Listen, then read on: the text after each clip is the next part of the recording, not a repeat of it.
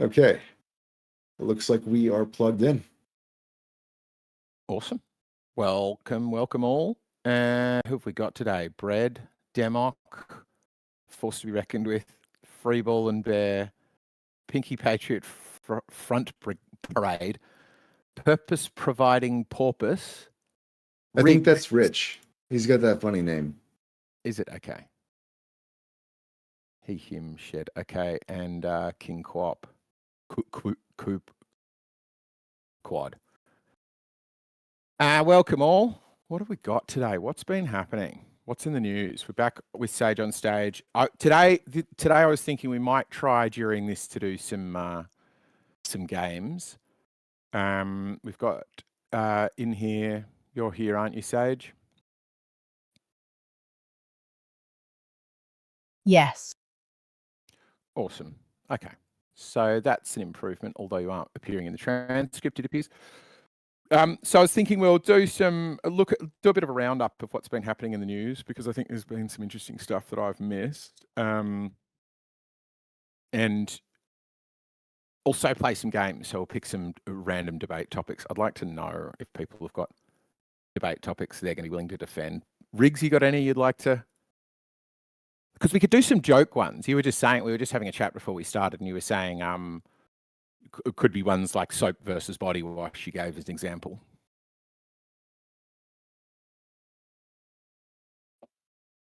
Yeah, that's I don't know. I was just thinking off the dome, because like I think it's fun to kind of role play. For a long time there was this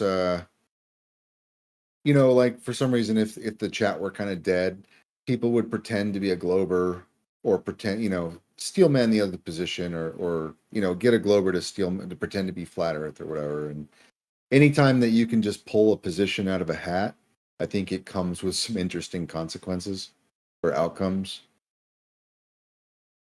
Yeah, I've often found that myself, where I'll not agree with something. Like I came a bit more around to gun ownership through this, where I just thought the Second Amendment was stupid. And then after being forced to steel man for it one time, I was like, yeah, okay, I can kind of see their point there. In that I now do think it's a quite important way to maintain a democracy. So yeah, we could do steel manning games. Well, back in the day, it used to be. Oh, if you wanted to go on. No, go. You were just making a small point. I was thinking you wanted me to reply to it. It's fine. No, go. Back in the day. Yeah. Well, I figured, everyone had guns and they could defend themselves and whatnot. And as society grew, if everybody had guns, they'd probably just end up keeping them. At least that's how it worked here. So the expectation is, well, we already have them, so why get rid of them? If they didn't have them, then it'd be like, okay, well, inserting guns in the scenario would just be weird if you didn't have them already. Yeah, well, we had them in Australia, and then we voluntarily gave them up after Port Arthur, and yeah, but we didn't have the same gun culture. We'd never fought for the country. Like, we're still a British colony. Mm-hmm. So yeah, it's an interesting one. So I was also looking at a roundup of what's been happening, because gun control could be a good one. What do we have? Andrew Tate and his brother was arrested, looking as metro as you please. Did you see that suit he was wearing? Let me pull it up. That meme's going around everywhere. That's funny. Wowie. He is just the fabulousest straight man ever, and I do approve of the beard, because he's got the weakest chin. It's probably why he was so good at kickboxing. It's just impossible to knock out. You couldn't get him in the chin. He didn't have one. So he got arrested. Yasuke's got this idea that, well, and I've heard it from other places, but that I guess the association, like the fighting group or whoever has his championship or his record, it's like not a legit one or something. I think he claims it's like a manufactured, or like a not legitimate fighting record. Like because I would imagine you could do that, where if you competed in a smaller competition, you can claim I'm if it just gives itself some really grandiose name, like US title champion or something, and it just nobody serious fights in it, but it doesn't matter. They call themselves this big, like the World Series of baseball that nobody else plays in. All right, so that's a good one. So yeah, we're kind of at the starting stage of thinking what we want to do. Yeah, Ukraine and Russia is kicking off again. Yemen and Saudi Arabia. Yemen and Houthi forces have declared an immediate maritime embargo on Saudi Arabia. That is interesting. I am not the current events guy, so maybe we can get a current events guy in here for that one. Yeah, that is interesting. I don't know understand geopolitics well enough, but that's right in that region where, because I was saying, why didn't they get their oil out of Jeddah? US-Iran tensions. There's a military base has been attacked. Okay, then Andy Burnham took office. Don't really care about that. They've been through.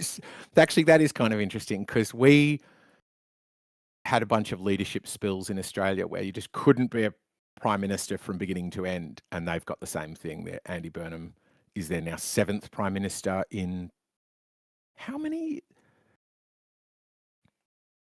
Andy Burnham is 7th. Can I also state to everybody in the room what I'm doing? I'm just chatting. I don't mean to be dominating the airtime. I'm hoping that I can I'm chipping through topics so that somebody that says, oh, actually that interests me can step up, because the goal is we're going to see how well Sage does at mapping a debate. So what I'm trying to do is get you to, join in, even if it's not one of these topics, you've got your own. Just better than a slow start. The World Cup, Spain. That was funny. Trump not getting out of the Spain photo was pretty funny.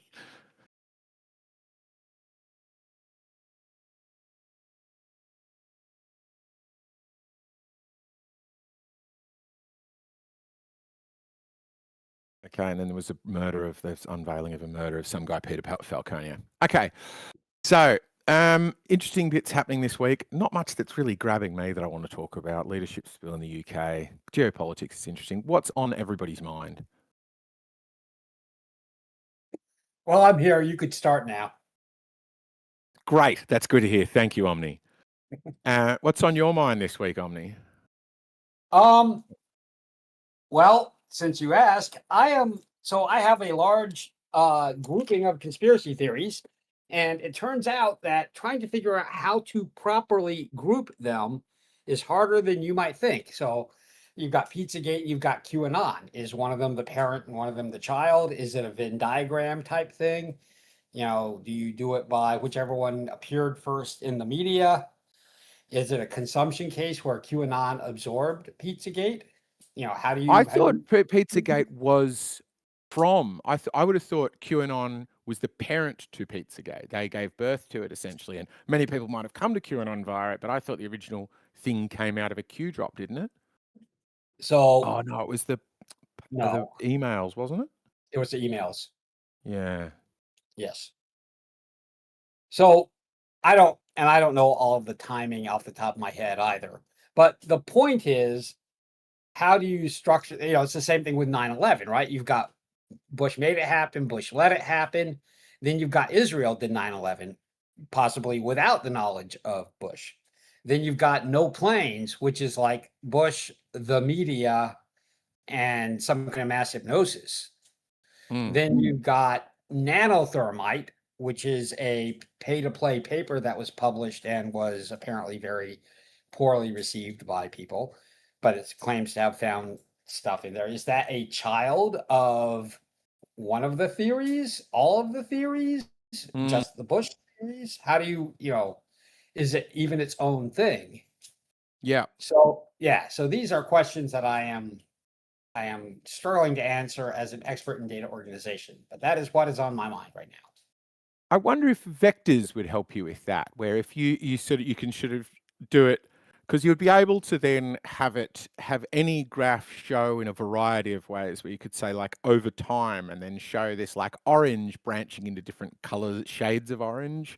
Yes. And then go, I want you to show me as a Venn diagram, and it will suddenly like snap to go, here's how much the overlap is. And you could use, Yes, you like can do that. spatial distancing, same as how LLMs work, and Right. the idea of angles, isn't it? Yes, cosine. Here's cosines is the general term, the general method. So yes, that is something that you can do, and it's something that I do. The way I tell if a post belongs to a given conspiracy theory is the theory has a tensor digital signature, and I vectorize the claims from the post, the tweet, or whatever, and then I do a nearest cosines comparison to figure out where it goes. Which Once more in English, I feel like I'm going to be the I can tell whether or not. So if you say, the little hat guys knocked the towers down, right? that has a certain location in vector space that puts it squarely inside Israel did 9/11, and not inside data centers are building an AI to take over the world. So you can mathematically figure out which conspiracy theory that claim is closer to. That's as close to English as I can easily get right now. Yeah, I think I get that. And it is a little bit conceptually like Venn diagrams, or those ones that show you sort of per, like it's like a line graph, or a filled in line graph, area graph, or whatever you call it. But then it can fracture to show, like budgets often do it, all of my income and where did it go, or something like that. Yes, and it's literally what you said, which is how LLMs work. Figure out what this is semantically closest to. So that is literally that technique is literally what I do. Yes, for that, and trying to figure out how theories might properly associate.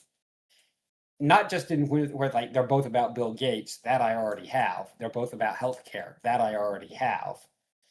It's two different healthcare things about Bill Gates. How do those relate to each other?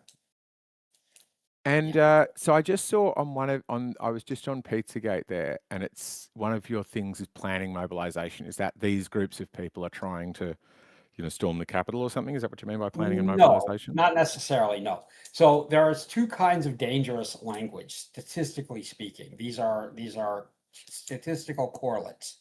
One of them is hatred, anger, and dehumanization, where you're saying these people are vermin, we need to exterminate them. And that tends to correlate to violence. And the other one is we are talking about organizing. We are talking about the value of martyrdom to the cause. We are talking about the necessity of a war with these people, a civil war, or we will come into conflict. It's inevitable, and we must be ready to fight. These are mobilization signals that indicate a different kind of violence, more similar to January 6th. But it doesn't mean, it just so means. Who scores highest on planning and mobilization? I want to know which group has like the biggest purple chunk. Well, it's not that they're organized. It's that the language is the kind of thing that indicates we must band together, and we must fight. Which have the biggest planning mobilization. I got a thing for that. All of that. That interests me. Grievance is going to be always high. Anger, contempt. I wonder how close these are. Contempt, disgust, hate. So oddly enough, 15-minute cities has some of the highest mobilization rhetoric. What is people's objection to 15-minute cities, actually? Because I've heard lots of people getting really worried about them. And I'm like, it just sounds nice. Being able to walk anywhere sounds lovely. You would think. So the idea is that once they get you in the 15-minute city, then they control you. And then they give you the vaccine passport that you need to go anywhere outside of your 15-minute zone. You can't own a car. You have to carry the tracking beacon, also known as your cell phone, but we're not going to think about it in terms of you're given your pod to live in. Yeah, think about it in terms of the issue of food stuff within your 15-minute city will all be bug burgers. So, think about it in terms of the issues that everyone would Am I muted? Omnivore, can you not hear Yasuke? No, I'm sorry, I didn't. Okay. I can hear it now. Yeah, so you would take it in the sense of the types of issues that you would see in like a mining town, like a company town rather, where you have a single company that kind of owns the city. It's much more collectivized, and it's well understood and accepted the kind of issues that can come in that type of environment. And then it's simply taking many of those principles and then applying it to what a 15-minute city would be. In that there's like a 360 control over a lot of these things, in that like in the same way that an HOA like has a bunch more like separate controls over more aspects than if you just lived outside of an HOA in the city. So in this sense, it is of the idea that there is high centralization in terms of power, and a fear that this could be used poorly. Just a question, but it would be a question of whether how centralized is it? If you've got to fit within a 15-minute city, that's a finite number of people, right? So Sydney would have to be like 40 different cities. So it's not really. I don't think it's ever really going to happen, right? I think the idea is to be so good at public transport you can get anywhere you want, but you can walk a lot so that you don't need a car. Isn't that the idea? If you could get from anywhere to anywhere in 15 minutes, you wouldn't need a car? Yeah, so this goes into like... Or is it having a small city? This goes into the idea of like the Patriot Act is not patriotic, in that there is a completely different meaning to a 15-minute city in the way that it's used, in the way that you're thinking about it, versus like a European city where you don't need a car and all of the businesses that you would reasonably go to are within a 15-minute walking distance. That those are two completely distinct entities. Yeah, so I'm asking, what is a 15-minute city? I don't know. Exactly. It's theoretically a place where you don't need a car. You can all you need is within 15 minutes. However, the idea is that under the auspices of the 15-minute city, you will be roped into this totalitarian dystopic control. Right. So this is saying 15-minute city is an urban planning concept where all daily necessities like work, grocery, school, and healthcare are within a 15-minute walk. So then that basically is already Sydney, where most people, if you can work from home or don't mind what you do, still most of the jobs are in the big cities. But virtually most towns in Australia, if you lived in the town, that would be already a 15-minute city. You'd be a short walk from anywhere and you can work from that city. That doesn't sound like a... It just says an urban planning this is all daily necessities. But when you add... Yeah, and this is the entire premise. 1 second, Yasuke. When you add the nefarious evil hidden hand that controls everything, you get in the pod and eat the bug. You will own nothing and enjoy it. Yeah, I mean, this is like sort of the colloquial usage or the colloquial understanding, in that when most people are saying 15-minute cities in terms of what would be categorized on Signal Watch, they would not be talking about, existing European cities that are within this shape. It's in this idea of like future urban planning by somebody like a Tony Blair or somebody, who the same people that are advocating for these like more futuristic or like future to be planned cities are also people that advocate for like digital IDs, which we see a whole bunch of countries pushing.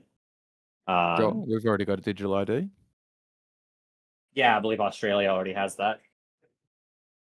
I just don't... I guess, yeah, it's the same thing for me. I don't get the objection to it.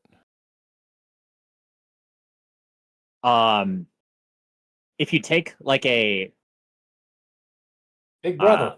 I'm pretty sure there's some type of like white papers from people that are talking about the like fearful stuff, or not fearful stuff, in terms of, think about it as like the royal Bill Gates, as in a Bill Gates type figure or a Tony Blair type figure, that when the conspiracy bro is pushing back against it, is they're pushing back against these like white paper style 15-minute cities that are like, it's 15-minute city TM trademarked, to where it's not just you could get 15-minute cities if you just change zoning laws.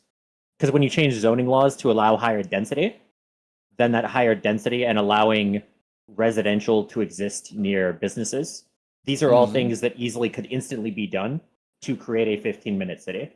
And when like, I'm not, this isn't an argument that I go super in depth into, so I'm not, 100% on point with everything reference wise.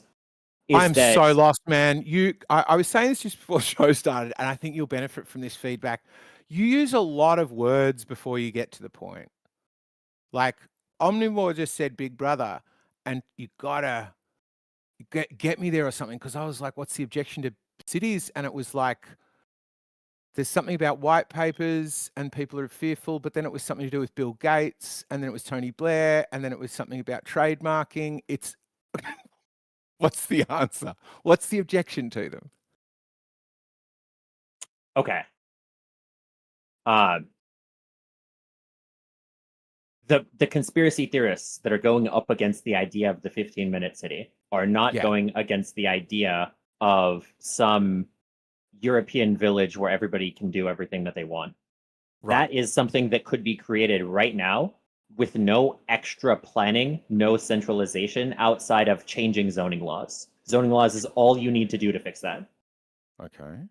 And the idea from the conspiracy theorist person is that it's not just let's lax up zoning laws to increase density to make 15-minute cities be possible.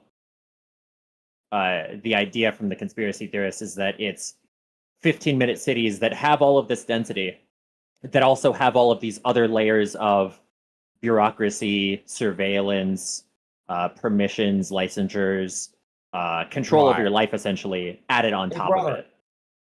It's still just the link between those two that I'm not getting. I think I get the idea that you wouldn't be allowed outside it unless you've got a vaccine passport. That kind of bureaucracy and authoritarianism I can see as a concern, but I'm not getting the link between that and 15-minute cities, because to me, I don't think zoning, like, sure, absolutely some part of it would be zoning, but I don't think you'd get there just with more density. It's also about ensuring, like, it seems to me quite common in America, and there are sometimes housing developments in Australia that have this, that it's so expected that living there you would have a car that it's nigh on impossible to get to the shops without it. In fact, I live at a place like that, just because the local council, there's only a few people on my street, and the local council haven't seen fit to put a walkway that goes all the way down into town, because it would still, even if there was a walkway to go there, still be a pretty long walk. But as a result, we've got to drive. So I don't think just rezoning or changing density is going to fix that. I think a 15-minute city, if you took that as a principle, would involve lots of things like going with a walkway there. Or you look at another town, you go, there's no childcares in town, or there's no doctors in town because doctors don't like going to small towns. So what if we do X and Y to subsidize that and bring it in? It's sort of... Yeah. So this, like, understanding at least like the American housing market is so much of it is based around essentially maintaining property values. In that, in the same way, whenever you want to deal with improving some business, like contract or negotiating with unions is very difficult. In this sense, there's always been more and more laws and regulations about building new housing or condensed housing, which is something that is a requirement for 15-minute cities. So because there's a lack of ability to build dense, and America has so much land, it's not that big of a deal because you can simply build wide. Whereas in European cities, yeah, right. Well said. There's not enough land. Yep. Awesome. So we've got our first topic then, perhaps. What about this topic can we turn into a debate topic, and then who wants to take for and against? Whether you believe it or not doesn't matter. In fact, you can wait for us to pick at the end. But I think because we can go high density housing, or the releasing of more land for housing, or the what do we think about 15-minute cities in terms of, are we for them or against them? Who wants to take either side of that? I'm going to sit back and listen. I'll Who take wants- I'll take the pro. Pro 50. All right, Omnivore is going to go for the 15-minute cities. Are you against them, Yasuke, or do you want to argue against them? Or does anybody Like- else want to step up? I could argue my position, which would be yes asterisk, no asterisk. Like both pro and negative. I think a Uh, clear s- negative would be good. Yeah, I can go more negative towards it. More negative you towards could- it what- in terms of framing it in that it cannot exist in the current system, and Mhm. the people that advocate it for it ignore the problems that actually cause it to be incapable of being run in the first place. So Okay. unfortunately, I'm not sure I disagree with that. But you would Unless- disagree with my reasonings. Okay, I was gonna say probably with your reasoning, yes, but not with not with as stated. But yeah, we can try. We can give it a shot. Okay. The benefits of having wide spread out suburbia and having the idea of like gated communities and all of these things are basically around the idea of there's a bunch of scary people out there that do a bunch of crazy things that you wouldn't feel safe having your family around.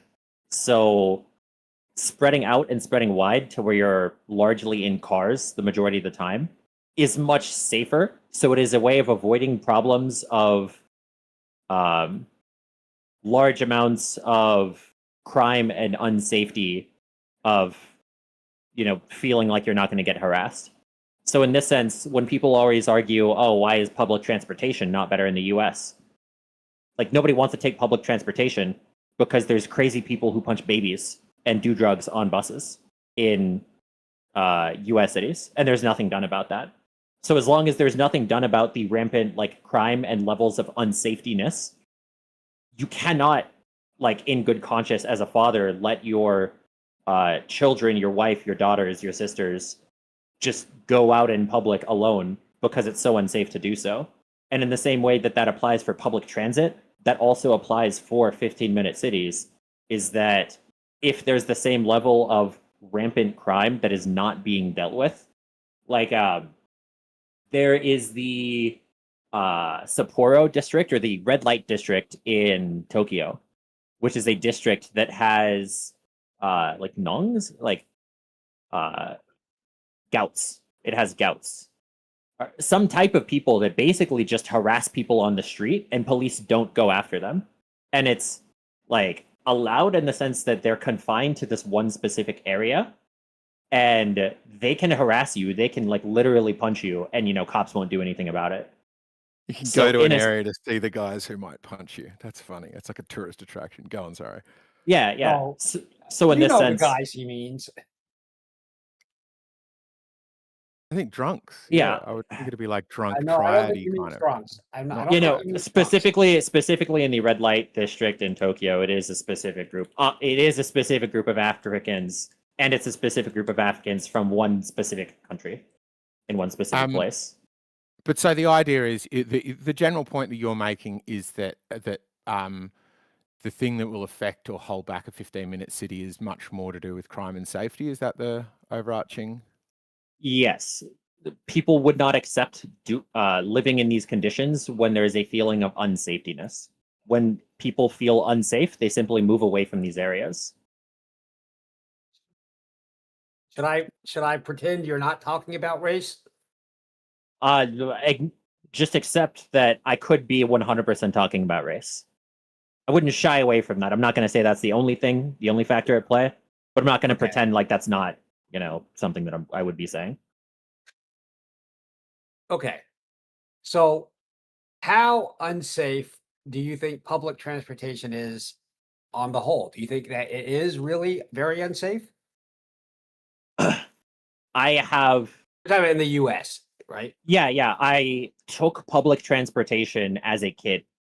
Like I took the city bus to go to a different school, and there were like really insane things that I saw there. Like homeless person gets on the bus, doesn't pay. The bus driver isn't going to move until the person gets off. This person is getting, yelled at by the bus driver and just on their phone, not saying a thing, not acknowledging the bus driver whatsoever. After like 10, 15 minutes, like walks up to get off the bus, like swings at a baby that is in a woman's hand, and then runs off the bus. I'm not really asking about anecdata, though. Yeah, so it's about the perception of safety, and people do not perceive public transportation as being safe. But you say that. So what's your basis for that? That people don't take public transportation unless it is economically impossible for them to take any other option. Okay. I mean, so in the cities, people ride the subways at all hours of the night. I have ridden the subways in New York quite a bit. Yeah, I mean, it's pretty expensive to own a car in New York, but it's, the guys I know who've owned cars in New York, like having a second apartment, have gotten rid of them because the subway does everything they need. So yeah, New I don't agree. New York is kind of an anomaly in that, like, it's actively, in many ways, less viable to have a car because of the difficult. Like, it can be slower to take a car to a place than to take public transportation. Yes, it can be. Although there's cabs and Ubers, and if you need to, you could. If people felt really that unsafe, they would be doing it. It's not that. So you don't have any statistics about how people feel unsafe. You just assume that everybody has the same worldview you do, right? Through revealed actions, yes. But in the revealed actions, those subways are packed. Yeah, There's with a ton of Boris. people on them, and they're not all paranoid and horrified and clutching their handbags and stuff. So I don't think you know about the revealed actions. I think you see that all the Okay. time. You see videos all the time about somebody like screaming at people on the bus, and everybody is just afraid and like trying not to get into the eye of Sauron, the eye of the screaming homeless person. I mean, that was So- what the whole Where the like fuck do you Daniel live? Penny thing was. Where the hell do you live? I live in Arizona. Hold on, we're going back and forth. Chill, yeah, In the middle chill, of, NASA. in the middle of nowhere, Arizona? NASA. No, NASA, seriously, I just want to know. That's what I would NASA, really like to know. NASA. I would like NASA? just, I mean, because he's coming across like some. Okay, you can have a little breather. Unless you're going to listen. This is a back and forth between two people. Go for it.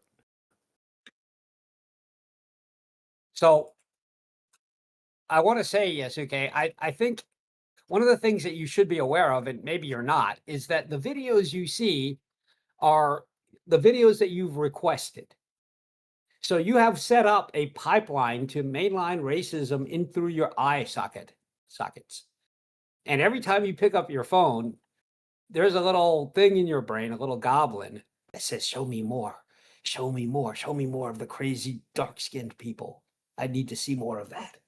And lo and behold, TikTok serves it up to you. And therefore your worldview is confirmed. So All right, Omni, there's polls about this. Without looking up the data, how many Americans do you think view public transit as safe, or very safe, or somewhat safe? What percentage of Americans do you think? Let's look at the polls. Let's start with that. I mean, do you have the data up? I don't. Okay, you don't have the data up. What do you think the number is? I don't know what the number is. Take a guess. I don't know. Like, it's not a quiz. There's no wrong answer. It's just, what do you think it would be? Give me a range of what your prediction would be, because you scoffed at the idea that I put forth when I didn't have the data of, people generally think that public transit is unsafe. You're questioning that. I'll tell you exactly what I said. When you mentioned seeing videos, that is like the most possible biased form of anecdata that you can pump into your brain. So if you're saying, I think people believe this because of the polling, say that. Don't say because I've seen the videos, because that's dumb. No, before that, at first I said, people feel like public transportation is unsafe. I then gave an anecdote that I have of taking public transit. And that's just one of many anecdotes. Public transit is not a safe place to be, especially if you're somebody who's vulnerable and defenseless, in my experience. And then like you're constantly giving skepticism of like burden of proof as if it is a claim that is not believable. You don't think it is believable that most people don't think that public transit is safe. No. I understand that, you know, having been caught out on you know, on the video thing, you have to say, well, you know, you can't, you know, you're just gobsmacked at the idea that people might agree with me. I'm not. No, you gave an anecdote of think people don't okay, I'll wait. clutch. Go ahead and finish up. Yep, go ahead. No, you gave an anecdote of people don't clutch their handbags. And there are plenty of video examples, which is the same as your anecdotes. No, I said I don't see people clutching their handbags. Yes, not. that is an anecdote. And videos Yeah, are an well, anecdote. Right. So my anecdata is different from yours, which means 0. And that should be a cue for you to be like, okay, I'm going to stop doing that. But apparently not. Okay. NASA's entered some data in the chat because this is seemingly on on sort of perceptions, where it's 63% of subway riders feel safe on trains, 59% feel safe in stations. But if it's New Yorkers going at night, so it varies heavily by time of day, only 22% of New Yorkers felt safe riding the subway at night. Well, one of the problems with subways at night is that they are extremely empty generally. So, you know, that's obviously going to be a bit different, but Wouldn't be okay. like that in Japan. It People probably would be literally like that in Japan. like 21-year-old girls completely alone will pass out from being drunk in the subway stations. And nobody has any fear of any harm of anything bad happening to them. This is a regular thing that happens at these Japanese stations. It's just people passing out when there's so few people there. Are we a different place in Japan or what? So Yeah, so the poll that you gave and the poll that I gave Wow. is from the Oh, US. And the idea that night would impact it in a place like Japan, night doesn't impact it. People still feel safe there. Whereas even when you take the highest numbers of 63%, that means that 37% of people don't feel safe. Like, to what degree they don't feel safe, that's a different thing. But that's still such a low number. It should be, 95, 100%.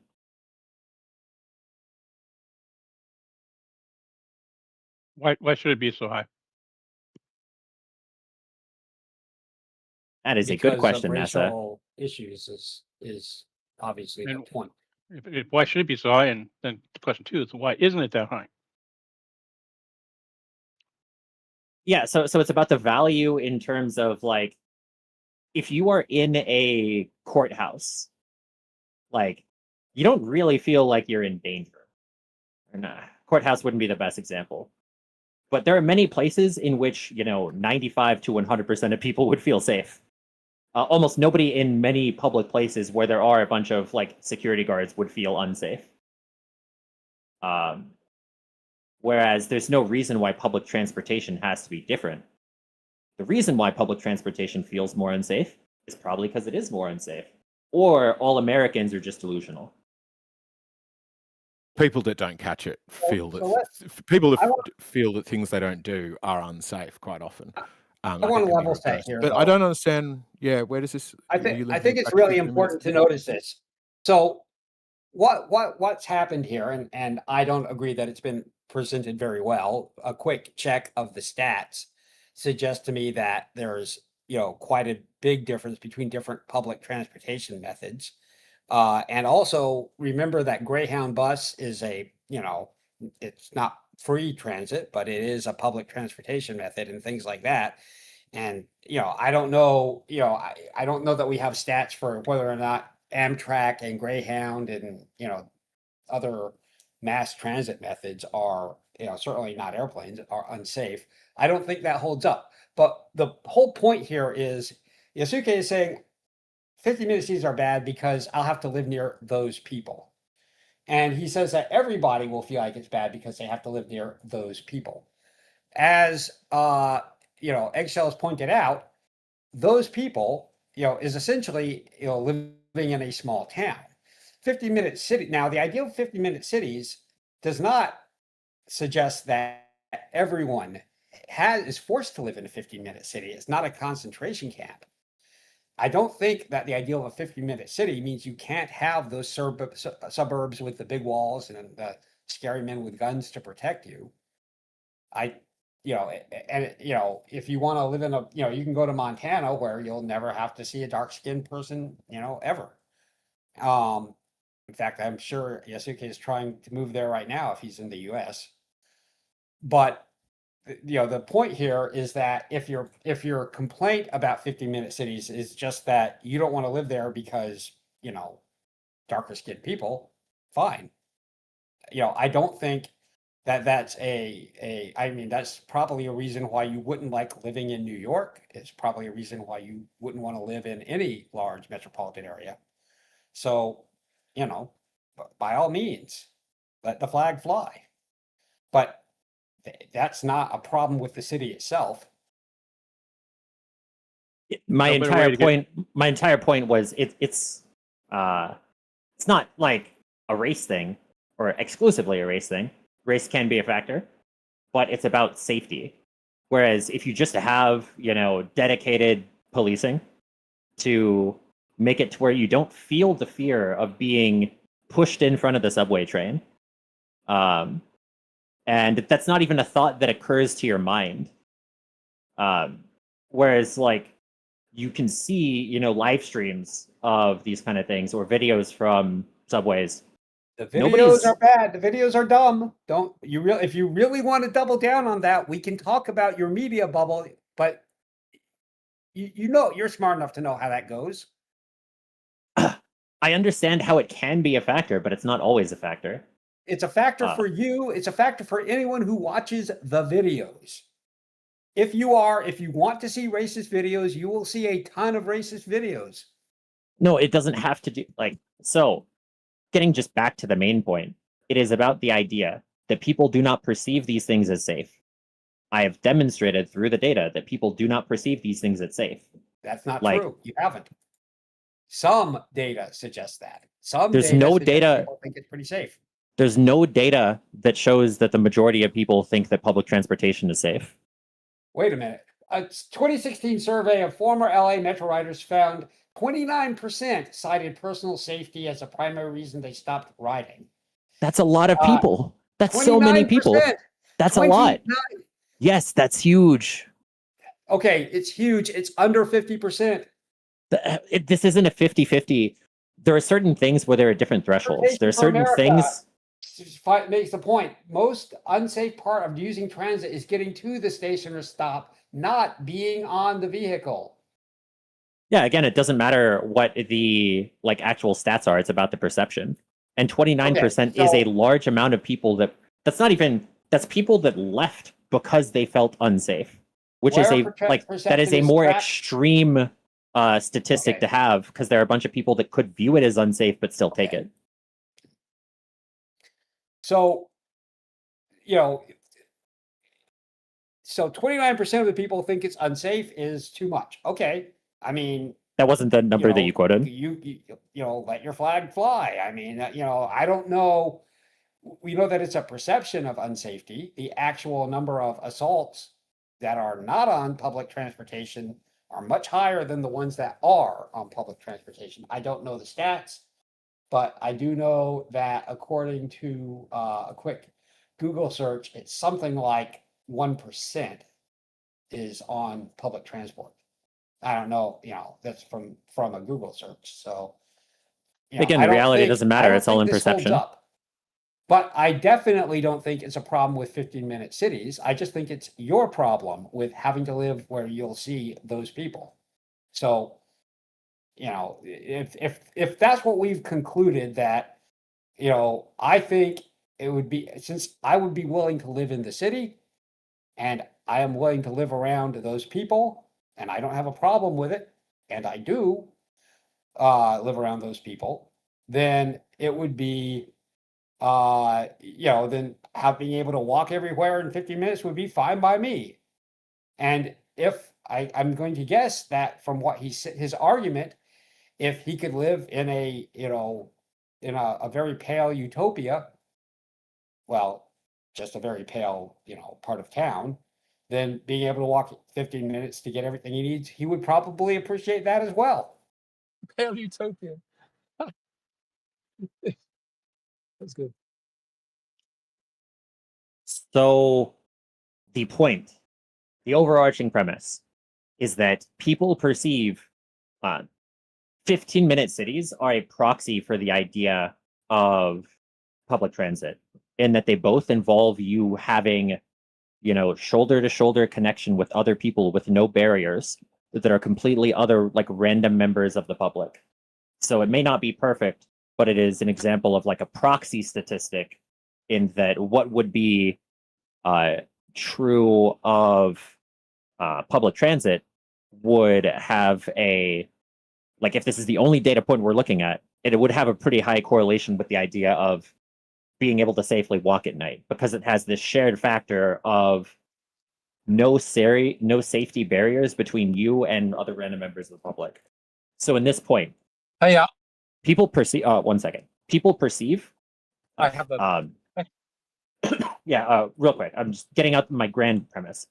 People perceive, in large amounts, which, in my view, in terms of whether or not people feel safe about an area, anything more than like 10 to 5% of people thinking a place is unsafe is too much.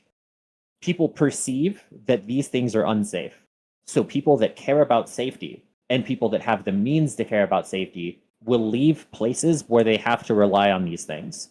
And this is going to cause a spiral to where the people that care about safety leave and the people that don't care about safety stay. And then it's going to cause a gradual effect where things get worse and worse and worse over time. Okay, I want to respond to that. Yeah. Final thoughts, though. I was. So if we're We'll talking about just Red Cloud, then we'll go to just a open. second. Yeah. So if the idea is that we're going to have a spiral where people who don't care about safety stay and people who care about safety leave, why hasn't that happened already? What do 15-minute cities magically do that prevents all of these massive urban areas that people are actually trying to get into? What makes them better? What would make them worse with a 15-minute city? Like what is the additional problem of having, good things within walking distance? Because right now, it turns out, if you look at the numbers, I think even we're going to agree on this, urban areas are densely populated, even with those people. And people are still trying to go there. New York is a desirable place to live in many respects. So, no, I don't think that passes the sniff test for 1 second. I don't see how you would even claim it does, other than with a whole bunch of TikTok videos that you've commissioned. Sounds like a solid rebuttal to me. I think we give Yasuke the right of reply to that one. So no, Red Cloud's trying to get in. So no, because then we'll wrap up and go to open, because Sage is finally mapping the debate. So Omni's main point is, you're saying 5 to 10% perceived unsafety is unacceptable. Everybody will move out. It'll get worse and worse. And he's pointing out that the perception is currently worse than that, and people are moving to New York, not away from it. I think that needs an answer. Were you just going to summarize that one point or every point that he was saying? Well, I was saying that because I was going to try and wrap up, but then I was like, well, he's made a valid point there that directly abuts your last. Do you want to deal with it? Okay, yeah, for sure. Is that we already do see the impacts of these things. They already are there. And it is, if you look in isolation, it might appear to be an unseen thing, but it absolutely is seen, that people do move out of these neighborhoods, and that the type of people that move into certain places will, like, it's the entire concept of like white flight, is that, a certain place starts to feel unsafe. So one population moves out of that place, and then another population moves in. And it's not the same people whatsoever that is moving from one neighborhood to the next.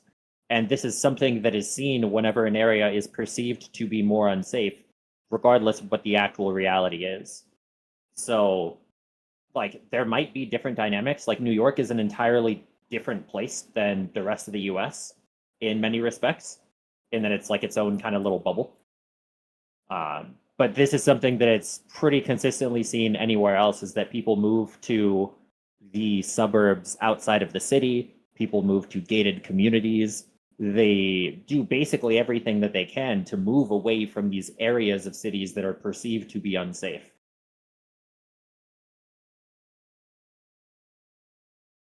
Okay.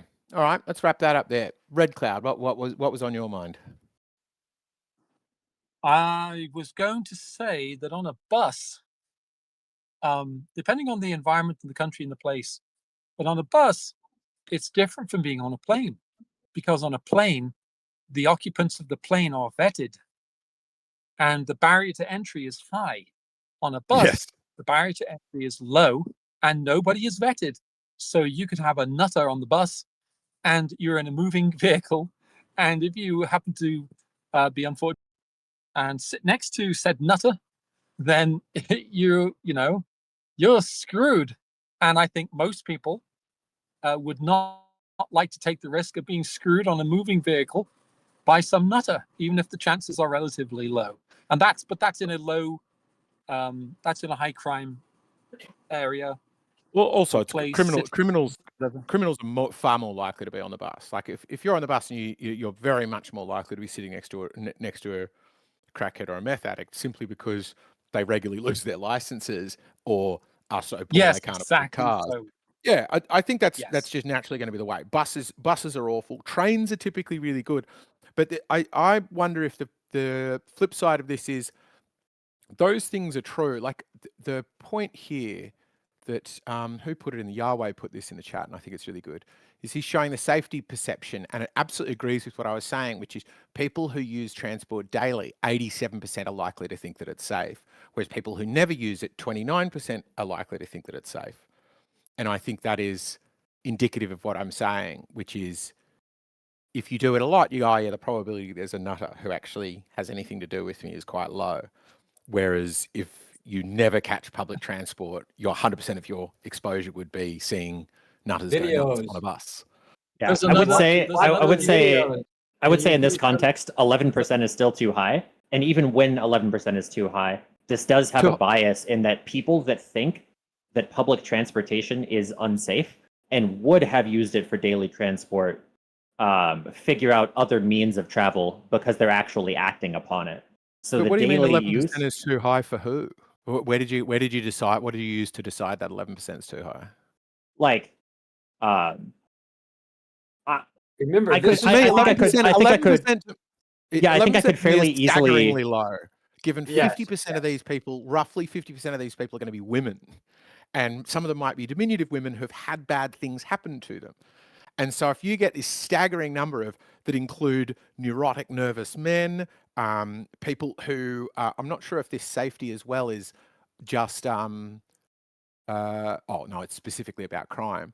That 11% my point is that there's people would say driving a car is unsafe. Yeah. So that's the question of like how safe what is the baseline threshold for how safe people feel in a place that is actually 100% safe.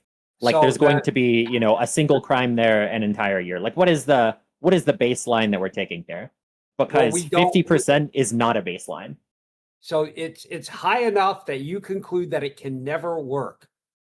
Right? That was the position that you were taking, was because of the lack of safety in public transport, 50-minute cities cannot work. And that is just 100% never shown. There's nothing about the current cities that isn't working. I mean, are they perfect? Of course not. But are they a complete failure? Of course not. And would making them more walkable be worse? How? May I say something really salient? It depends on the people that you're polling. The people that are polling that go on the bus or on the public transportation are the unsafe people. So they're going to feel safe. The people who don't go on the public transportation are people who don't want to be around unsafe people. In the same way that if you were to poll people in a saloon in 1860 Wild West, everyone is armed to the teeth, right? So the people, if you poll the people in there, they'll say it's perfectly safe. Everyone's armed to the teeth. But if you poll people who don't go into saloons, they'll say it's extremely unsafe. Everyone's armed to the teeth. That's fair. What if you have glasses that make everyone look pale-skinned? Augmented reality glasses, so everyone looks white. Omni, you've said the pale skin and whatever else a number of times. What's the deal with that? You keep referring to race. What's the deal? Well, I mean, do I actually need to explain it to you? You do, since that's why I asked the question. Yeah, you do, since your debate opponent never brought it up, only you did. No one else is referring to race. Oh, no. The very first thing I said, Yahweh, was, am I gonna pretend it's not about race? Because I knew who I was talking to. And Yasuke, in a shining example of intellectual honesty that other people in this very room would do well to follow. And I mean that sincerely. And as much as it pains me to compliment him, and I'm looking at you, Red Cloud Media. he said he won't shy away from that, and I could conclude it was about race. So Yahweh, I'm sorry, you weren't here for the beginning. I guess you didn't hear that. Presupposition, bro. I was here from the very start. I covered it. Nah, it's a presupposition of yours, and I was paying attention. I asked him about it. That's fine, bro. It's still a presupposition that you were pulling into the mix. I don't know. I asked him about it. And I said that it can be taken as a factor.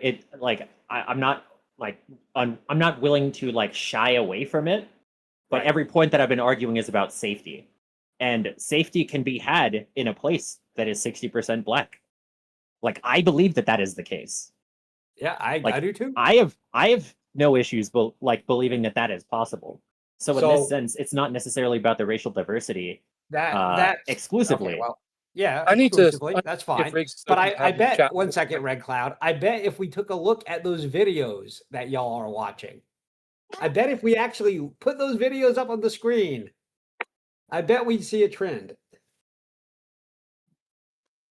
Riggs, are you open for a chat for 35 seconds in another chat room?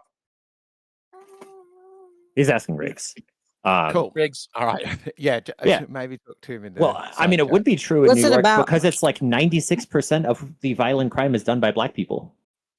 96. Taylor, hold on. It's a big number. So what would you observe a trend where 96% is represented in the majority of the videos? I wonder what if that actually would be the case. It's a very good question. You're going to get videos from Des Moines, Iowa. Problem with it shows the content subject you crave.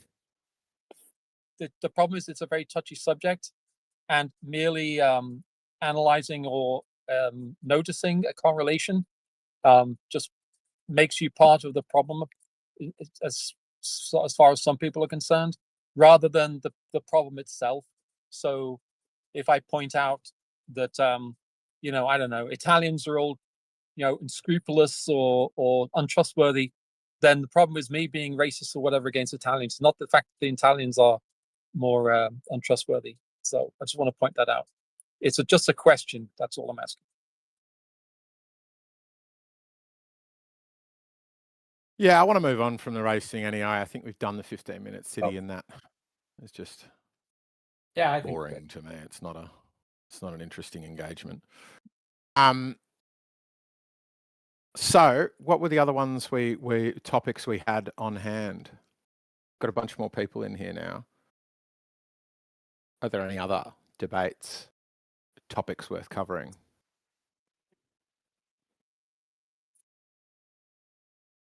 Relativity versus Newtonian physics. Sorry, Eggshells, I just joined, but I can't talk for about another hour, but I'll definitely try to participate once I'm off work, sir. Okay, cool. So first, I think actually, could you judge the debate about the 15-minute cities, Sage? I'm What are the- verifying the feasibility of 15-minute cities as urban planning concept. No, I don't want you to verify the viability of it. I want you to use the judge debate tool, Sage. Taylor, check your DMs. We're currently evaluating the concept of 15-minute cities as proposed. No, I want you to use the debate. The judge. discussion is There we go. characterized by a mix of valid points and distractions, with participants occasionally losing track of the main topic. Stronger focus on definitions and clearer arguments could lead to a more fruitful debate. Overall, Yeah. the discussion There is revealed a thinker, mix yes, of yeah. insightful points and again. distractions. Yasuki's approach to linking safety perceptions to urban migration was noteworthy, while the reliance on anecdotal experiences by others weakened their arguments. Future discussions should incorporate more structured data analysis to enhance clarity and impact. Yeah, I think that would have worked. Like getting more into, well, how many people catch public transport? What really is likely to be the change in perception? And then demographic shifts, I think, as well. When it goes, because the idea of 15-minute cities is that you no longer just have poor people on the public transport. Anyway, Well, I actually do have like a oh yeah, we intimate wanted to hear example. your real view.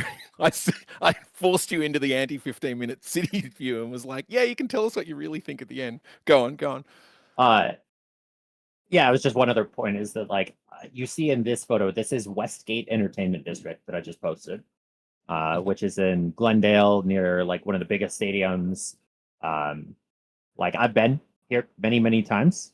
There were many, like it was at some point the place to go for a lot of things. If you were in, anywhere 30 minutes from this place, you wanted to do a night out, go have some dinner somewhere, you would go here. And this is a place that has all of these buildings that are like, very expensive, and you can get, everything, get grocery stores, get everything you can to eat. This is effectively a 15-minute city. And now, so in the sense of, you don't live. I feel like I feel the mega mall is the opposite of what people are talking about with a 15-minute city. I feel a 15-minute city is quite close to what I have now if I just didn't live on this road. So right down below me is a small town where there's doctors, there's cinemas, there's supermarkets, there's everything. It's all on a flat. There's lots of streets, there's lots of footpaths. Not many people do walk around, but you can. But the idea is rather than centralizing, because the overarching bit of this picture is that 2/3 of the land space is this giant car park that surrounds it.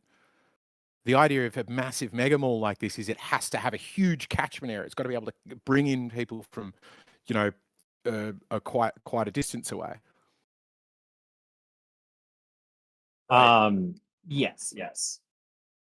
So the larger premise is that, there's a bunch of housing here. So there are people that live here and can do most of their day-to-day stuff. Like maybe they work off-site or something and they have a car for that. But for your normal every day-to-day life, like you can do most things within this area. Yeah. And this used to be an area to where it was popping, like a whole bunch of businesses everywhere. Whereas now recently, like most of the businesses and most of the like restaurants, like I knew somebody who owned I'm not going to say what they owned. I knew somebody who owned a business here. Basically everybody has moved out because it has become so much more unsafe. Like there are regularly just shootings that happen here of like the epithet is like teen takeover is a terminology used. Whereas like these teen takeovers, quote unquote, do happen here to the point where it doesn't matter what the actual safety is. The perceived safety is lowering and businesses are moving out of here. So now there's no real point in going to Westgate unless you're going to some event that is in that stadium. There's a factor I don't think you're considering, Yasuke, when it comes to the 15-minute cities and the examples that you're using for these strip malls. In a 15-minute city, the police force is concentrated as well. So it's not like how there's barely a police presence at these kind of strip malls.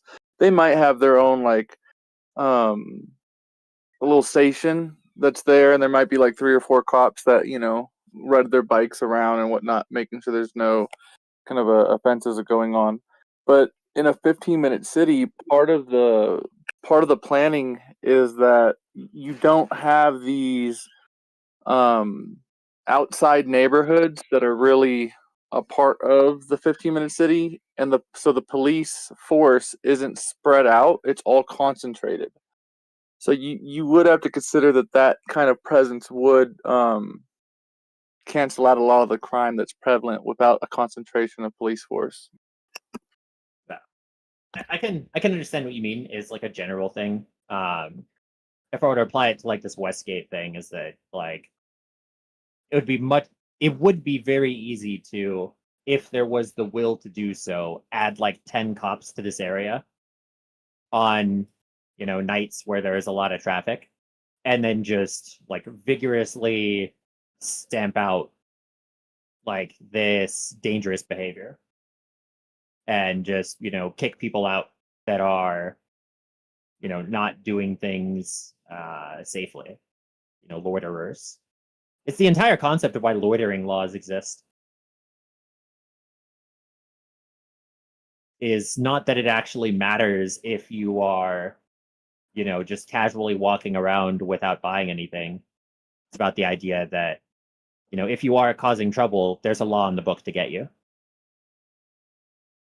I just wanted to point out that the conspiracy theory around 50-minute cities is not what we discussed. It's 50-minute cities as the sort of excuse for totalitarian control of everybody and mass surveillance, and a bunch of other dystopian theories. So Right. Yeah. We did go into a subtopic. Welcome, Scott. All right, that was a good one. So yeah, she's awarded Yas the win there. And on the board, it's scored mine. All right. So what else is on people's mind? Because I kind of almost want to get, did we have, we had the, bring him back.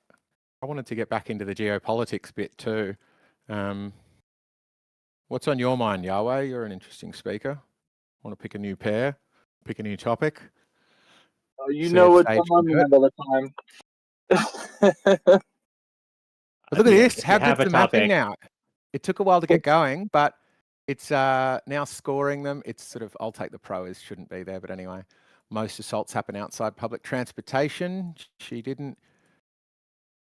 While you said that, Omni, it's actually awarded Yas the win in that reply for saying 37% of people don't feel safe and the perception is more important than the facts. Then it did like your point, the 29% of former LA Metro riders stopped due to safety concerns. Hang on, that point seems against what you were saying. If you go from the idea that 50-50 is the threshold.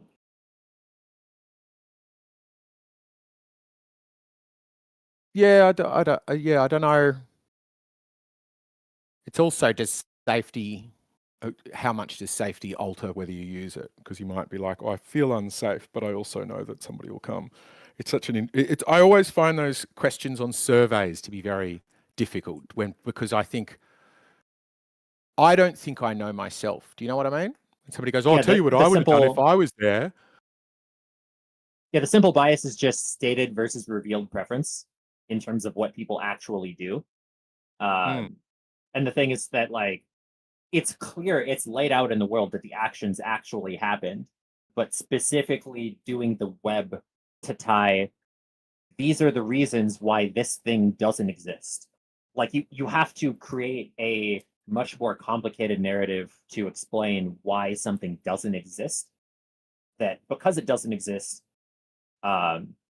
it's like an unseen factor that is much harder to like wrap your head around versus, oh, there was a poll.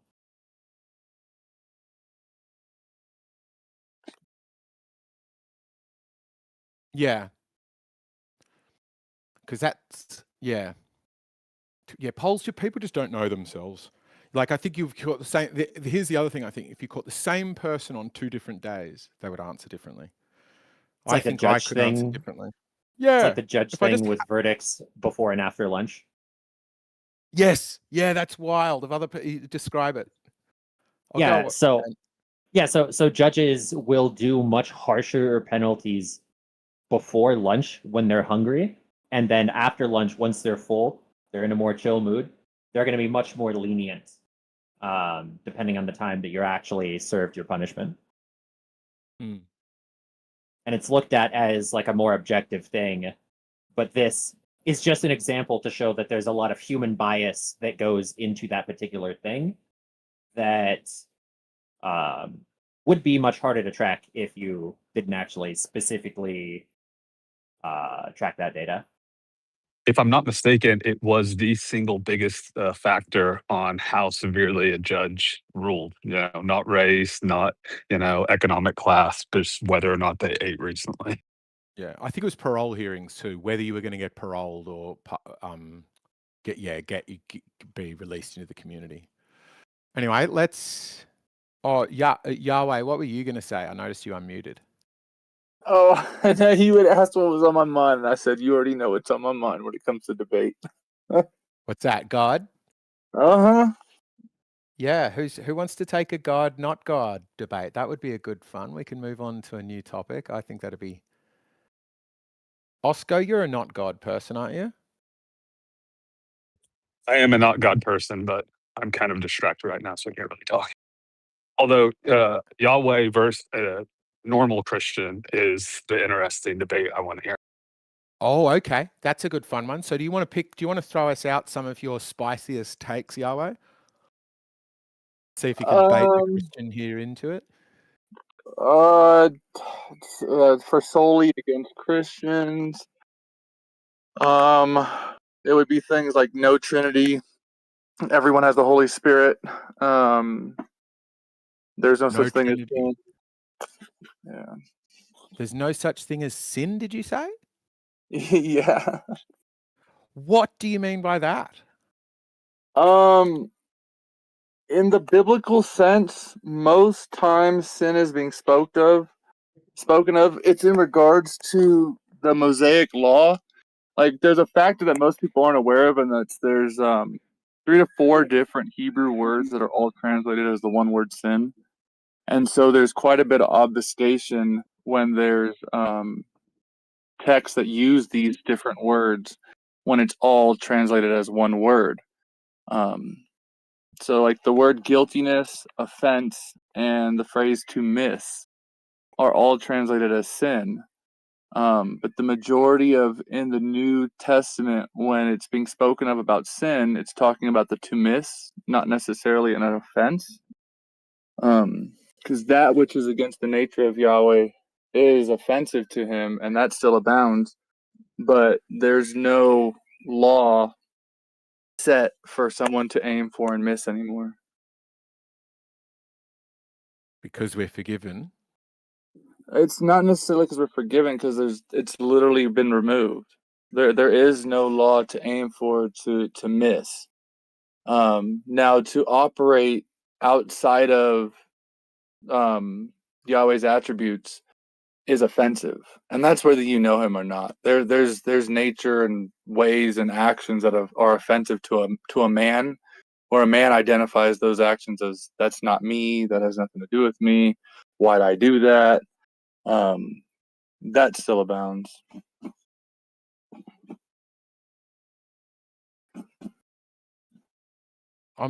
Surely there's a taker on that.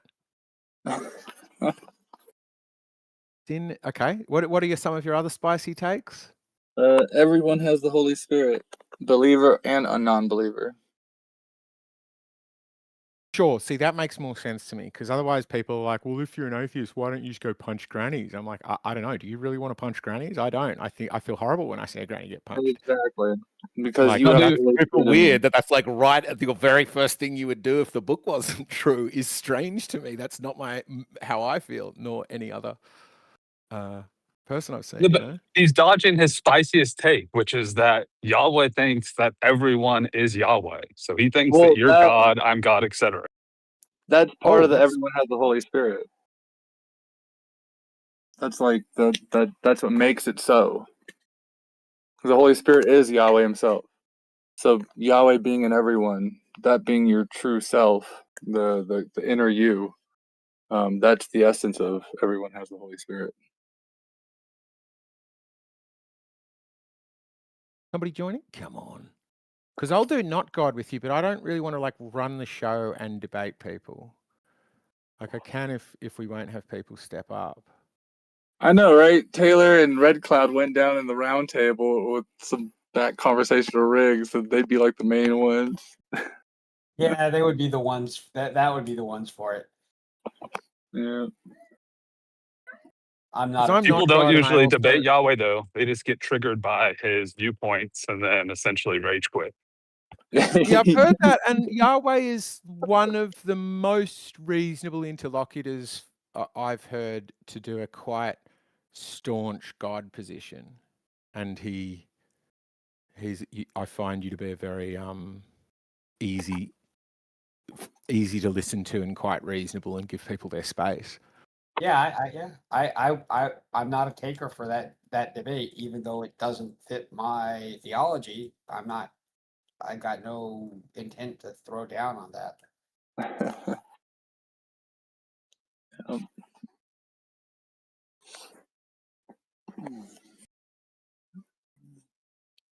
I mean, for people in the atheist position, I necessarily go after the evidence for Yahweh, that Yahweh did provide evidence for himself.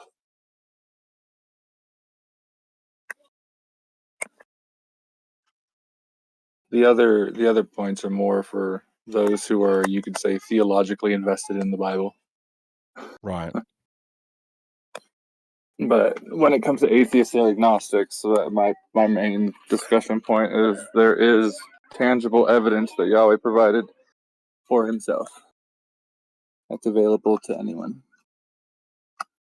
And what do you feel is the most tangible? The tabernacle pattern, or the tabernacle that he had them build in the wilderness. That's a tangible structure.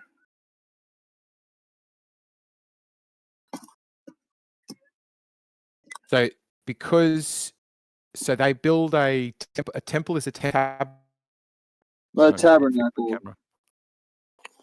There's like a tent. Right. Okay. So explain how that's evidence. Well, the tabernacle wasn't an arbitrary construction. It was a structure that was given by divine blueprint, where the tabernacle itself isn't the terminus ad quam of the blueprint. It's a tangible representation of the archetype blueprint that everything in the physical universe was created after.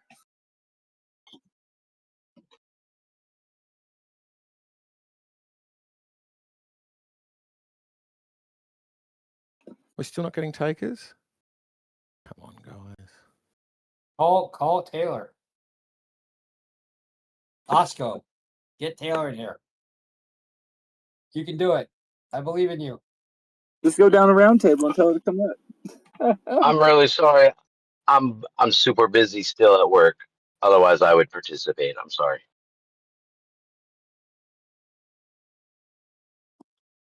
All right. So, okay, I'll take it then. I'll take it. We've tried. So give it to me again. Where the tabernacle itself isn't the terminus of the blueprint, the tangible representation.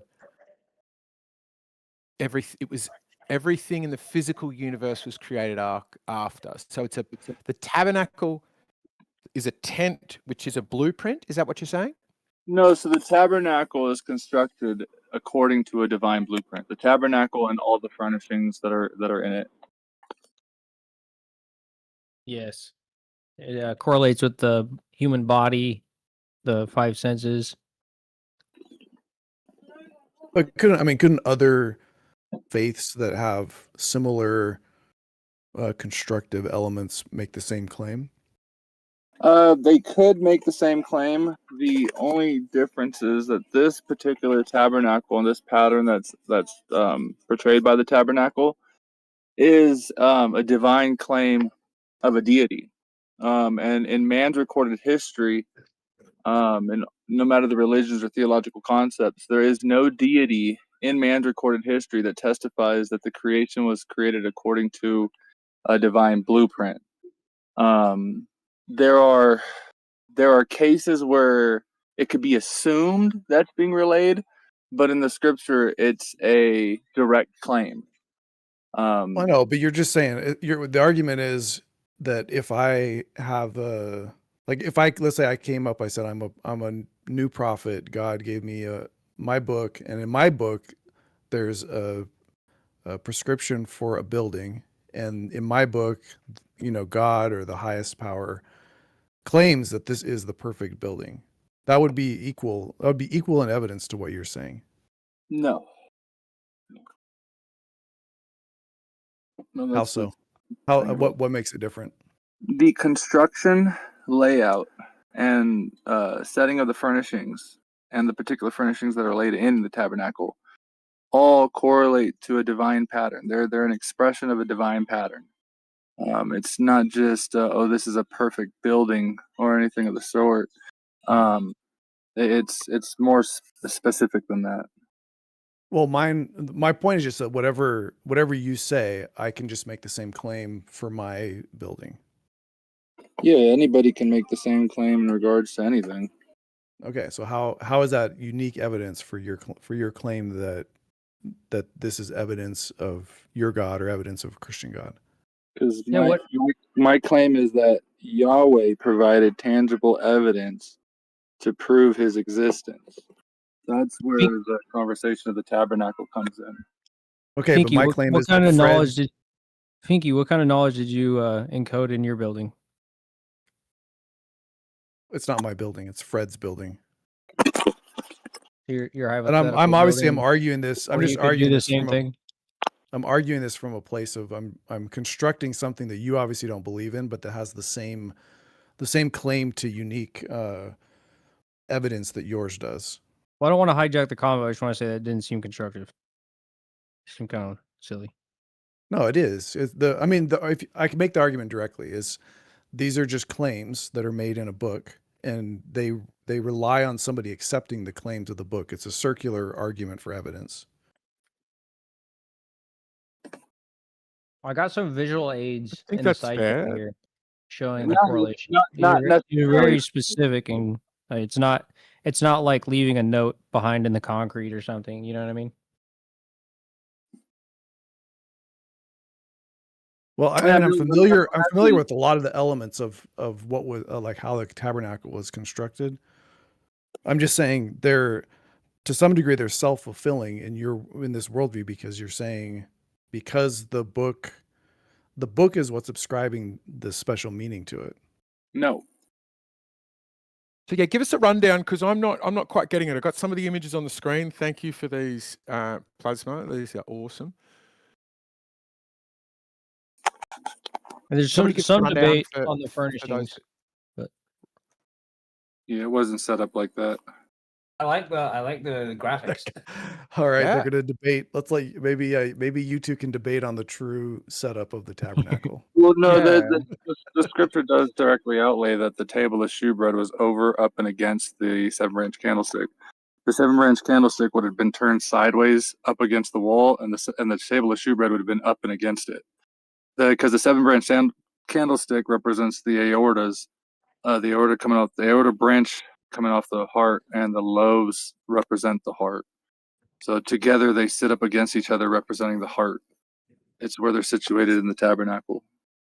Because this is saying orbits around the sun, which is kind of in the middle of the room and not represented. Mm-hmm. Interesting. Okay, so Is there Also, different? I'd say I don't. wait. I No, could that's be from the wrong. earth. I That's could be not wrong, but I don't. I think what Yahweh just said isn't. That's not biblical. That's like the whole It thing is with biblical. the aorta interpretation. I don't. that thing in the middle has to be the earth, not the sun. So I think Pinky's main question is what is your main question? What's your main rebuttal? It's got Yahweh's point is tabernacle constructed to a divine blueprint. What's your main rebuttal to that, Pinky? My rebuttal is it's a book. It's just a book that has design for a tabernacle. I don't view that as evidence of a god. That's a. Yeah, I wouldn't accept it for something else, and I don't think you would accept that for something like if somebody else came and offered the exact same argument that you just made, you wouldn't say, "Oh wow, that is evidence that your God is real." Oh yeah, no, absolutely. The way you're presenting my claim, yeah, absolutely. That wouldn't be sufficient. But that's not what I'm claiming. So.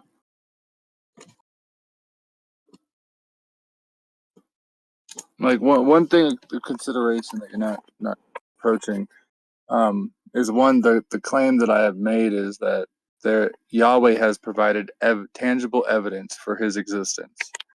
And so in that claim, the source material that indicates Yahweh being the creator or the profound deity of the universe would have to be taken into consideration. It's not circular, it's the source material for the claim. It's not that it itself is being used to provide evidence or to be evidential of the claim. The tangible tabernacle, the instructions for its building and for its layout are in the text. You can construct it for yourself and see the outlay, the layout in a tangible manner for yourself. And it sounds like Pinky's challenge is that there's no test outside of the text. What's the test outside of the text that confirms the text is what I'm not getting yet. The human body, the universe at large, the physical universe that you have before you. See that the tabernacle is a tangible representation of a divine blueprint that the whole universe was formed after. So when you look at the structure of the human body, the structure of the cell, the structure of the atom, their formation, their composition, their holding to the What pattern. is that bird? Oh, it's my geese in the background coming up. Sorry, you just close the door or something and then say that again. I couldn't hear you. It was honking. I thought it was a harmonica. Tell you what, the universe is the tabernacle's talking. Because I'm trying to shorten something that's really dense. I'm trying to condense something that's like really dense. No, it's good. It's an interesting idea. So the universe, everything around us, go on. Yeah, that's pretty much your litmus test for this pattern is everything that was supposedly created. So I tagged you eggshells of an image depicting the tabernacle compared to the human body. It's not just solely comparable to the human body, because as you see, the tabernacle it's a threefold yet one tabernacle structure. So it has a most holy place, a court, a roundabout, and in each chamber of the structure, there are specific furnishings that have specific duties within each one of the chambers, and they themselves are constructed in a specific manner. My claim is that the composition of the tabernacle and the operation of the furnishings within each region of the tabernacle show forth the tangible representative blueprint for everything in the universe. So if you're going to look at a cell and how a cell has a nucleus, a cell body, a cytoplasm, and cell wall, each area within the cell has a specific composition and operation that isn't shown in the rest of the regions. Well, a cell, okay, I think a cell would be, I would consider a little more legitimate if you said, hey, there's this book written a long time ago and it actually has a perfect representation of something in microbiology that we wouldn't discover for 1800 more years. The human body, like people knew the human body, they knew the head had the eyes in it. They knew, right? And my guess is that some of the things that you're going to point to are more metaphorical, like your heart being in the center or whatever, right? And that No, being like the source of feelings or whatever. But the no. cell one's interesting. So let's look at how does the tabernacle represent the cell? Well, real quick, in regards to the human body and the tabernacle, it would seem that that's where I'd go with it because of probably your experience of other people drawing conclusions off of things, but that's actually not the case. There are biological functions shown in the layout of that tabernacle that weren't identified until modern biological sciences. Such things as the adrenal glands, their purpose, function, and location. That's testified to in the layout of the tabernacle. Just as Well, the is that, adrenal. do you want to do the human body or do you want to do the cell? You pick Either one. or. You pick which one you feel like is more defensible. They're either or. The tabernacle is specifically laid out to show forth more the human body, but the base purposes for each chamber and what each chamber was, like the nucleus for the cell, you have the genetic information being expressed into the cell are being made manifest because the DNA coding is so to speak immaterial, and that immaterial makes itself manifest through the cytoplasm, through all the expressions of the genetic information in the nucleus are manifested in the cytoplasm, and their functions together then join. They merge other cells or divide to form another cell and amalgamate to form tissue. Okay, so And where in the tabernacle is this represented? so the base function of the tabernacle, you would have the most holy place represents the pure spirit state of Yahweh, which is comparable, or which the unexpressed genetic information being in the nucleus is a type of. The holy place, where all the angels are painted are sewed into the veils and everything, represents that first creation, the metaphysical, or the intermediate state of the intermediate state, and then the court around about is the expression of the intermediate coming into the concrete. So you have that unexpressed genetic information being made manifest in the cytoplasm, and then the overarching concrete form of what's being expressed being shown through the cell division or connecting of the tissues. I mean, to me, that's so abstract. I mean, it's abstract to the point that I could take the tabernacle and I could make it fit in the same way you've done here with the cell. I can make it fit anything. I can make it fit a can of soda. Yeah, the base, that's what the base blueprint. But you see how, if that's the case, it's not as strong. It looks more like somebody retrofitting something like really roughly more than it looks like a blueprint. It would appear that way, but you would also have to contend that if this pattern is the archetype pattern of everything created in the universe, then it applying to everything is what it's supposed to do. Yeah, but applying to something with extremely like vague abstract terms it's not a very strong case. I contend that if I were to make the same sort of like case you've made here for anything else, you would reject it for the same reason that I am not compelled by this. The only thing is, it's the ontological order that's expressed in the claim of Yahweh's existence. If part of the claim of Yahweh's existence is that Yahweh is pure spirit, and he took upon himself a shape and form in the intermediate, the metaphysical, and then in that state and form produced the physical, then they're no longer abstract ideas that are being applied to the tabernacle. It's exactly the claim of what the tabernacle is portraying. I don't know. Maybe I'm not cut out for this. It just sounds like psychobabble to me. I don't know how to separate it from, like, maybe that's what it meant. Cell is a bad example because nowhere in the scriptures does it say, that this the tabernacle is a representation of microbiology. You know what I mean?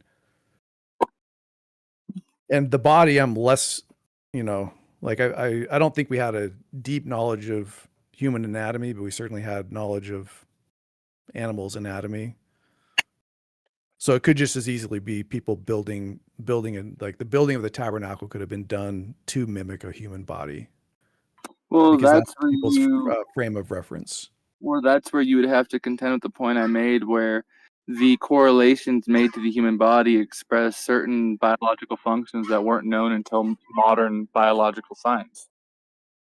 Okay, let's go. Maybe we could go through those. The operation of the adrenal glands. In the tabernacle pattern, or in the tabernacle, the adrenals are associated with the cup of holy anointing oil, where the priest had to be anointed with this oil in order to undertake the functions and duties within the tabernacle. And that oil is the cup of oil is situated under the 3-inch wide diaphragm, right under it's like one of the last organs before you get up into the chest region. And the diaphragm flap is 3 inches, and the entrance into the holy place was a 3-foot door. And it was a curtain that undulated just as your diaphragm undulates with the breathing of your body. But the adrenal glands secrete all the hormones that give the information for all of your biological functions to occur. Okay, I mean, a diaphragm doesn't flap. It undulates. It doesn't like flap in the wind like a flap of a tent door. The bottom part of the diaphragm, the 3 inches of the diaphragm does undulate with your breathing. And the other thing is the idea of 3 corresponding with 3, like it's not like they used feet back then. Okay. Right? I mean, so basically there's an opening that you've assigned to a, base 10, 1 order of magnitude difference and said that means something. Like to me, I'm like, looks more like somebody trying to retrofit an idea back onto an ancient text than it does, So the tabernacle, and this is where it might go off on the weeds of some people if you chase me down on this one, but I'm going to express it either way. The tabernacle and its dimensions were situated in the dimensions of the first man created, Adam. And the tabernacle is in the length that's situated 150 feet long, as Adam was 150 feet tall. So a 3-foot diaphragm compared to 3-inch. See the drawing out there. Adam was 150 feet tall. Yeah. I'll let Taylor take Where did we get that information from? This always happens. I try to show up for OSCO and I just don't know how to deal with. Like, I guess my response is like, it just sounds like you're retrofitting the idea that the tabernacle represents the human body and looking for obscure parallels. It's not convincing to me. I'd like to know how we know Adam was 150 feet tall. Yeah, the dimensions of the tabernacle. Well, where does that say? Because I was way after Adam. I'm just, so some of these things aren't they weren't able to be known till after the Messiah, because there was a mystery that was being kept in store. Like when Yahweh doesn't answer Yahweh how we know he was 150 feet tall. Like, I'm trying to lay this out. I have to give the premise to why I'm able to make a claim and present it to you, and that's what I'm doing. When Yahweh told Moses to build the tabernacle, he told him, have them build me a tabernacle so that I may dwell amongst them. Okay. Later, with the apostles, after the day of Pentecost, after the grand mystery of the universe was revealed, okay, this mystery that they were going around testifying to, called the gospel, true gospel, Elohim in you. Paul, he goes into he also makes the claim of as Moses was told to build the tabernacle according to the pattern he was shown on the mountain. And Paul adds, for it is a pattern of heavenly things. And he goes, Yahweh lives in temples not made by man's hands. And he goes, no, what? No, ye not. Your body is the temple of the Holy Spirit. So they didn't know that the true tabernacle, when they were operating it, was the true tabernacle was the man's body. So But do drawing you this think, in okay, that if the you tabernacle, think the tabernacle, sorry to interrupt, but if you think the tabernacle being 150 feet represents Adam's actual height, do you think the shape of the tabernacle represents Adam's actual physical shape, like he was shaped like a no, chess piece? no. So why do you take a literal interpretation for one aspect of it and then not for another? Because there's little interpretations that apply to certain aspects and figurative ones that apply to others. Yeah, I mean, so if somebody could argue you're just picking and choosing which ones you want to apply literally. No, the form of the man has a form. It's a blueprint. So I wouldn't assume that the shape of the tabernacle depicts the shape of a man, because the But man's why shape would you is already determine? in But him. why would you say then that the length of the tabernacle represents the physical length of a man? Length is an attribute of a form that's being represented by this tabernacle. Correct. Tabernacle shape itself is not what's representing the man. It's But the that's also a inherent. form. It's Shape the is a data. form. It's the what if he was data inherent 150 in feet the wide? tabernacle. No, I believe it was 40 feet wide. So he's pretty stout. Yeah, Do you think I mean, do you think the width? Do you think if you're Adam's width? 150 feet tall, what's your wingspan gonna be? What's your Well, hip width gonna be? yeah, I mean, if so, let's see. I don't know how born to convert beings waist swarm. size to hip weight, but it's a lot Well, less than that. Like I'm being half as 6'4". wide as you are tall is extremely portly. Yeah, but that'd be like 75 feet wide. You see, how wide was the tabernacle? I believe it was 40. Yeah, so 25%. That's I just don't like I say it sounds like you just picked one that you want to interpret literally, and then you reject the other aspects that you don't want to take literally. No, because like I said, there are certain aspects that aren't like the shape. If this thing is supposed to be correlating a man, and it's not in the shape of a man, then why would I think the shape of it is what's showing the correlation? It's the intrinsic data in how it's represented that's showing these things. Yeah, so why would you expect the length? I mean, the rest of it, I was with you. I'm like, okay, it looks like a chess piece, and you can sort of put a head here. As You can I put said, the breadbasket here. You can put the legs there. That makes sense. But it was when you went to like, this is literally how tall Adam was. That's where you lost me. I know, and I made that premise before I made the point that this will probably fall away with some. Like this is one I of think the you had like only 100% areas. fall away. It's actually when people ask for evidence of Adam being 150 feet tall, the only area I know to point it out is the total length of the tabernacle, the way it's laid out. So, yeah. Do you think any parts, that's the only part of it? Like you don't think the length of the head portion would represent how tall his head was? No. Why not? I haven't looked into it at that point. On that You don't know how correlation. long the Holy of Holies was? No, that's not what I'm saying. I'm saying I haven't looked at it to correlate the length of Adam's head. That's not a question that came into my mind to look into it. I mean, you can search the pattern out to find that answer. If Jesus was the second Adam, then why wasn't he 150 feet tall? Because it's in a He different was like creation. he was a mini Adam. Well, he was supposed to be the second Adam, so No, he is Adam. he is Adam, but he's not 150 feet. Yeah, the creation, the state of the earth before the flood is a whole different world. We're in a whole different world than But he's in the state of same the earth. kind of thing, right? He is He's Adam. the same. He's the same person. He's the same being. He doesn't have to occupy the same size body to be the same being.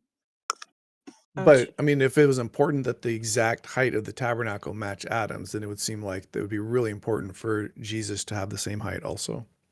Like why would God truncate himself just to deal with like sin and the flood. I just realized that this is the plot of Neon Genesis Evangelion, where Adam is like 150 feet tall. No, really? I think so. Yeah. Huh. Didn't know that. But no, it's a different world, my man. Also like a non-human giant robot, but still. Yeah. Yeah, he doesn't need to come in the same size. He just needs to be the same one. He's a little different, but the same. I just No. I think that points to it not being the length of it not being that linked to the actual length of Adam. He's fun sized. I mean, I don't know why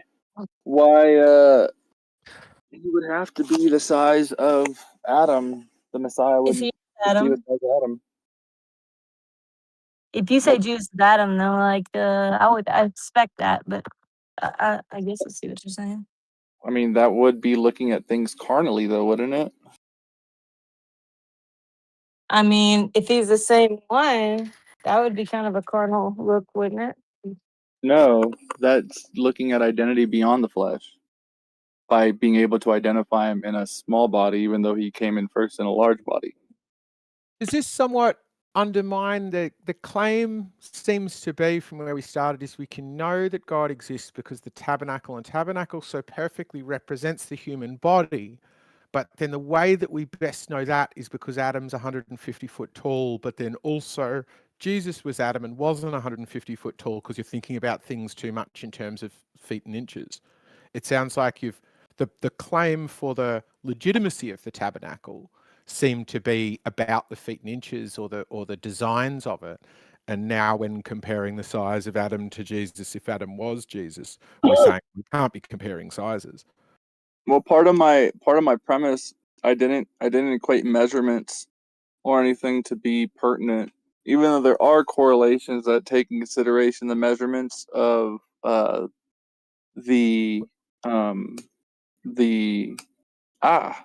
my words, the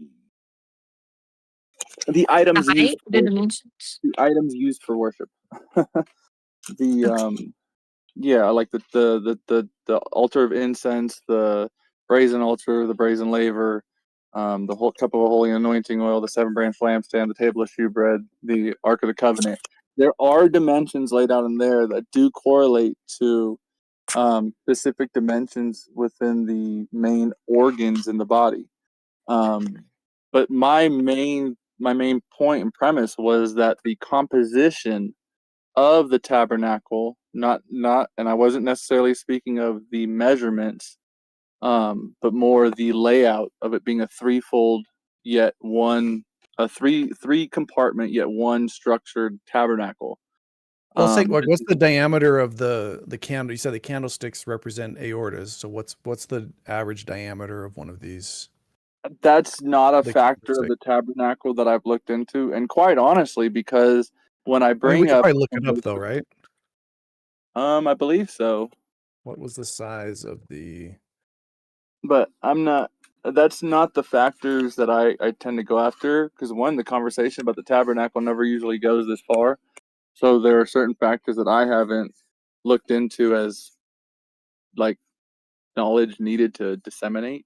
Well, it's fair for me to bring it up because you were saying the 3-foot opening corresponded to a 3-inch, something 3 inches in the body. And then you said a lot of the other things match up. But if you're basically just saying, I'm going to pick and choose the ones that I think I can make map, that's weakens your argument. No. Some of them work for scale and some of them don't work for scale. But that's the point. It's not necessarily the scale, but the function of the organs that are being displayed by each orifice or what instrument. Each instrument. The word's gonna come. I keep saying it. But the threefold yet one structure, the most holy place, court roundabout. You have a head region, a chest region, and an abdominal region, and each region is separated from one another, and each region has specific organs within those regions. Just as in your abdominal region, your primary organs are your stomach, your intestines, your stomach, your intestines, your kidneys, your liver, and your adrenal glands. And in the court roundabout that correlates to the abdominal region, you have the brazen altar, where all the sacrifices were burnt up, which correlates to the intestines, where all your all the sacrifices you put into your body are burnt up and consumed.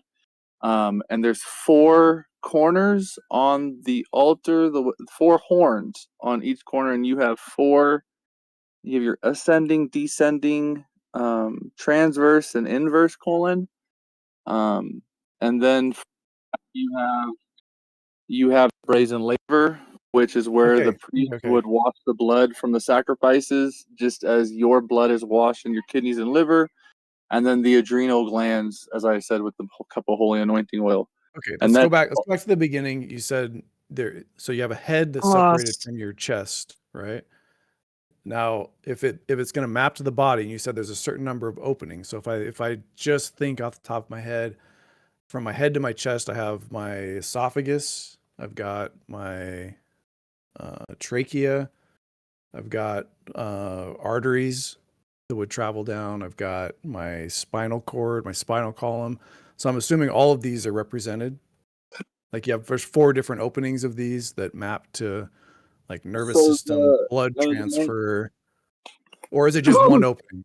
Which I'm guessing is just one opening. The main separation between your head region and your chest region is your neck. And in your neck, you have, 3 primary arteries, one carrying deoxygenated blood, one carrying oxygenated blood, and one carrying a mix. Okay, so we have arteries, a spinal cord, and the separation, an airway, and a food passage. No, and the separation between the most holy place and the holy place was a veil of blue, purple, and scarlet, showing that deoxygenated, oxygenated, and the mixed blood. Okay, so it just represented one of the 4 like connection points of the head to the body. It's not, because it's not referring to the connection point; it's the separation point. Well, I know, but the separation point also includes esophagus. Your air, like breathing's pretty important. I would think that would be. I mean, and this is used as a metaphor in scripture, so I would expect that to be represented, right? In which regard? Like just if this is a blueprint of the body that we're going to look at and say, holy cow, look, they knew like there was such knowledge of the anatomy back then that got encoded into this. And you're the one that brought up there's specific openings from one to the next. Separations. Right? But in the tabernacle, the only separation accounted for, it sounds like, is blood, which you've said because it's purple. The blue, purple, and scarlet. There's a color reference to it. Oxygenated, deoxygenated, and the mix of oxygenation, deoxygenated.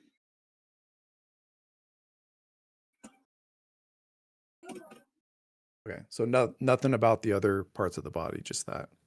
What separates it, the neck, like there's other stuff that separates it. Like you can separate your esophagus and you'll still be living. You can separate your spinal column in your neck and you'll still be alive. If you separate those 3 blood vessels, you're dead. You're gonna bleed out. You're dead. What about your airway? That can still be from the chest region. It can be punctured and allow for you to breathe. You could still live. But if those 3 blood vessels get separated, you are not living. All right. I mean, I don't think so, because there's no negative pressure to inhale the oxygen. Like whenever you have a punctured lung, like the lung actually shrivels up because your chest wall is moving to expand your lungs, but then it's actually an opening between your pleura and your chest wall, and your lungs all shriveled up. So if there is a hole there, you cannot breathe because the negative pressure will just go through and the lungs just shriveled up. So there's nothing to, like pull the lung to expand it to get oxygen in the alveoli. He was talking about the airway there, not necessarily the lung itself. We can move into the lung. Gotcha. The lungs I was just saying, like, if that is punctured, it's rough. But if the lungs, but the other thing is, you said in the center part, the represented is the heart. So okay, I'll say, all right, let's say that the heart and the lungs. Let's say that the veins are the most important part. You have heart, lungs, and stomach, right? Well, no, the heart and lungs are the two organs that exist in your chest region. Okay, so the lungs are represented in the center region, yet there's no opening for the trachea. The lungs are represented in the tabernacle by the altar of incense, and I there know, were you get what I'm four- saying, but you were saying, because I'm still on the like separation part of, because you said we did Yeah, the whole blood so and the arteries thing, and you were the- like, well, you can just puncture your whatever and still live. But when now we you go down breathe, to this next place, and here's the lungs. So why aren't when the you why isn't breathe, the windpipe represented? when you breathe, the oxygen that your body takes in is circulated through the entire body. Yeah, it goes The through my altar, head. It goes from my the, head to my lungs, right? the altar of incense. And actually, no, it technically, yeah, well, whichever. The altar of incense. I mean, it does go from my head to my lungs. The incense that was burnt on it was burnt so thick that it filled the entire tabernacle. Okay, it doesn't address that. Like I'm looking at this, my Does. assessment is this is not a good, it's not a good model of the human body. It does have some elements that you can connect, but I'm like looking at this, I'm not like wow, I'm not wowed by this, saying this is like crazy evidence that is going to convince lots of people. The Ark of the Covenant, like the tabernacle and all that, was made in the cross shape, like a cross. No, Oh, really? no, yeah. Like when you take the total dimensions from the camp, No, yeah, no. the camp. The camp, that's true.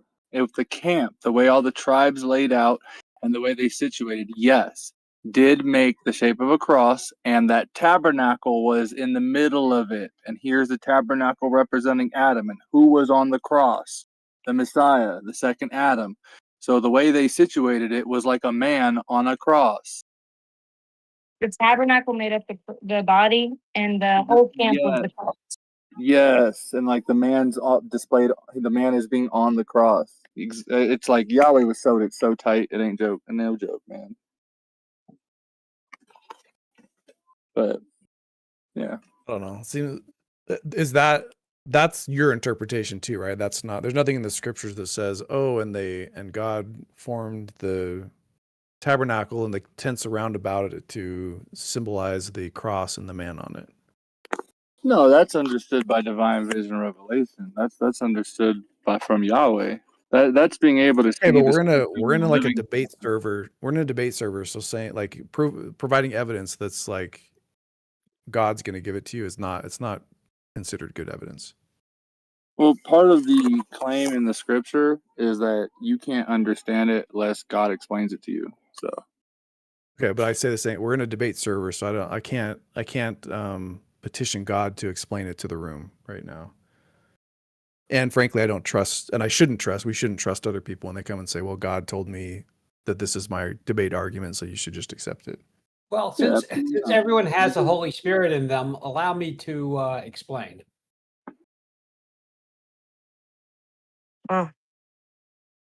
waiting.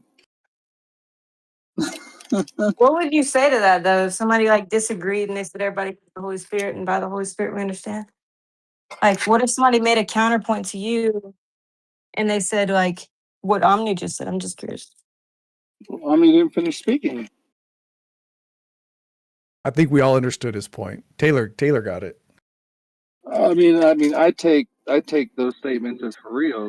Those are like real statements that you can test based on what comes next out that person's mouth. So yeah, somebody can just say something, but what proceeds after their claim provides the evidence of said claim or not.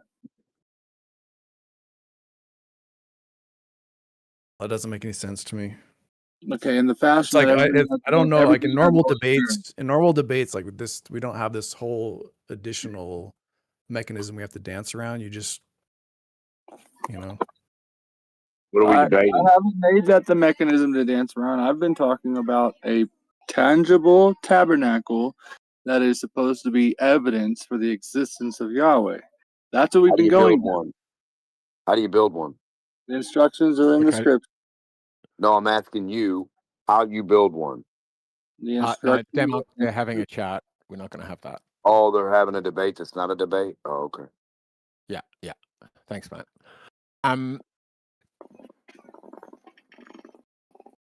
There's two questions I have about this. One is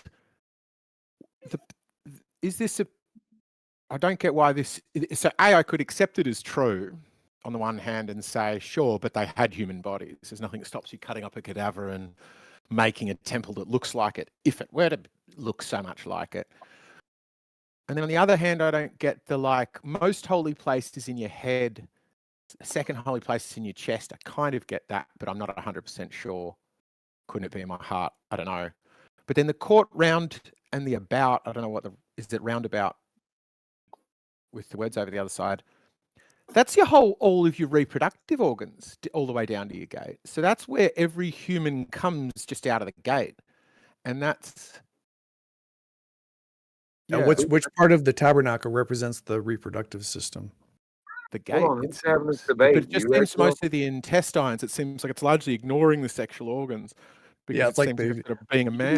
Those weren't important enough to include in the blueprint. When Adam was created, he was created neither male nor female. He didn't have a display of sexual reproductive organs. What? So this is you could portray every man, woman, and child with this layout by not picking one set of reproductive organs to portray or not.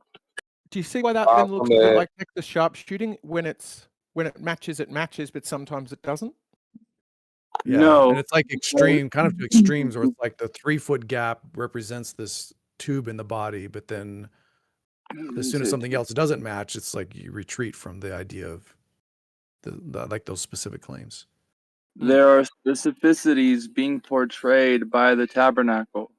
There are specificities that are not being portrayed by the tabernacle. One being the reproductive system, because of the foundational ontological order of Adam when he was created neither male nor female.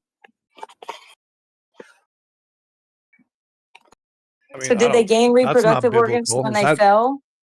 Yeah, when they fell, they gained them because is that how they knew they were naked or whatever? Male and female were created when the woman was taken out of Adam. That's where the reproductive organs come in. That's not in the Bible. Adam changed too, like whenever he formed No, it's Eve. not. It is. It's Genesis 5:1. This is the generations of Adam in the day that he created them, both male and female created he them and called their name Okay, Adam. so whenever he made Eve, is that when Adam got them or when? When did Adam get reproductive organs? When he made Eve or when they fell? As I understand, Adam came in like a Ken doll. Wow. I just don't think that's biblical. That's another one of those like. When did he get reproductive organs? To petition for higher knowledge for that one. No, I gave the biblical verse for it. It's Genesis 5:1. These are the generations. There's nothing in there that says that couldn't equally be interpreted as when he created Adam, he created him as a man, and then when he took the rib out and created Eve, he created her as a woman. It says he created them both male and female and called their name Adam. No, tell me when Adam got his reproductive organs. Then that would mean he created them both to I'm have checking the both tape for penis and Yahweh a is King's vagina. exact quote now. But I don't When think did- that's not how you Genesis interpret 2. that statement. That statement, it's like he created them respectively male and female. That's how. Yeah, When did Adam get reproductive organs? I said when it says it right there in the scripture. It says I'm checking when the conversation woman record for Adam's was creation pulled as out of male and Adam, female. Male and Genesis female were 5:1. created. Genesis 5:1. This is the written account of Adam's family line. When God created mankind, he created them in the likeness of God. When does Adam get his reproductive organs? I just said read Genesis 5:1 talks about how Adam Just was read created. it. And I believe it's Genesis 2 that talks about when the woman was pulled out of Adam, he created male and female. What? He formed Eve. Like, wait, where is it? I just don't get this at all. Like, how does that make Adam change? I think he's citing. I think Yahweh's quoting the wrong verse. That's what's confused you, Taylor. He needs to. The one that you just cited, where you said he created the male and female. What's that verse? Because it's not Genesis 5:1. That's Genesis 2. This is Genesis 5. You told me. I'm just trying to see what. Male Okay, and so female, he created them and he blessed them and named them man when they were created. Name But them that's- Adam. I don't get that as coming out like a Ken doll. That doesn't look to me like that. That's like if I said dogs and sheep, he created them and he blessed them and he named them man when they were created. And then the second one says he named them mankind. Other versions say mankind and he called them humans, says another one. I know they try to pull away from what it says right there in the Hebrew, and what it says actually in the KJV, called their name Adam. so confused. Yeah, It's- Adam is not a Hebrew word for mankind? Actually, that's the Hebrew word for man. But it says, "This is the book of the generations of Adam. In the day that Elohim created man, in the likeness of Elohim made he him, male and female created he them, and blessed them, and called their name Adam. In the day when they were created." Called the man. Adam. I mean, it says, but it does say that he named them both. My understanding is that's just Adam is that's the man. word. Look at how it's written in KJV. Okay, Adam is the man, right? Like the man. He called the man. Look at You know how what I it's mean? written in KJV. Well, All right, You know, we're I way just off heard- topic, by the way. Sure, Can we like- maybe reset? Yeah, so it seems, Pinky, are you kind of done with the tabernacle one? Let's take final arguments on that and then we can pass Yahweh and Taylor. Oh, actually, I also wanted to talk to Scotsman and Plasmagical about QAnon stuff, but we can wrap the first one because it does sound like we're moving. My final statement on the tabernacle thing is it appears that this is just a ad hoc explanation by one guy, Yahweh. It's not even agreed upon by other Christians or Christian scholars. So I think it lacks the credibility for a skeptical person to take it on its face value. It requires additional revelation from God to understand. So I think it should be, I'm not saying it's wrong. I think it should be rejected for not being able to stand on its own merit. I think it all goes back to us being Yahweh at the end of the day. That's the purpose for that argument. I would say that's a proper steel man, right? Yahweh's king, Jonathan? No. I don't know. Let Yahweh wrap up, and then Taylor, you can have a go at him Okay, for go ahead. any of his other I things. don't know the purpose of that, but go ahead. So yeah, the side tangent talks that we were having that aren't on the substantive base argument we were having or debate we were having about the tabernacle.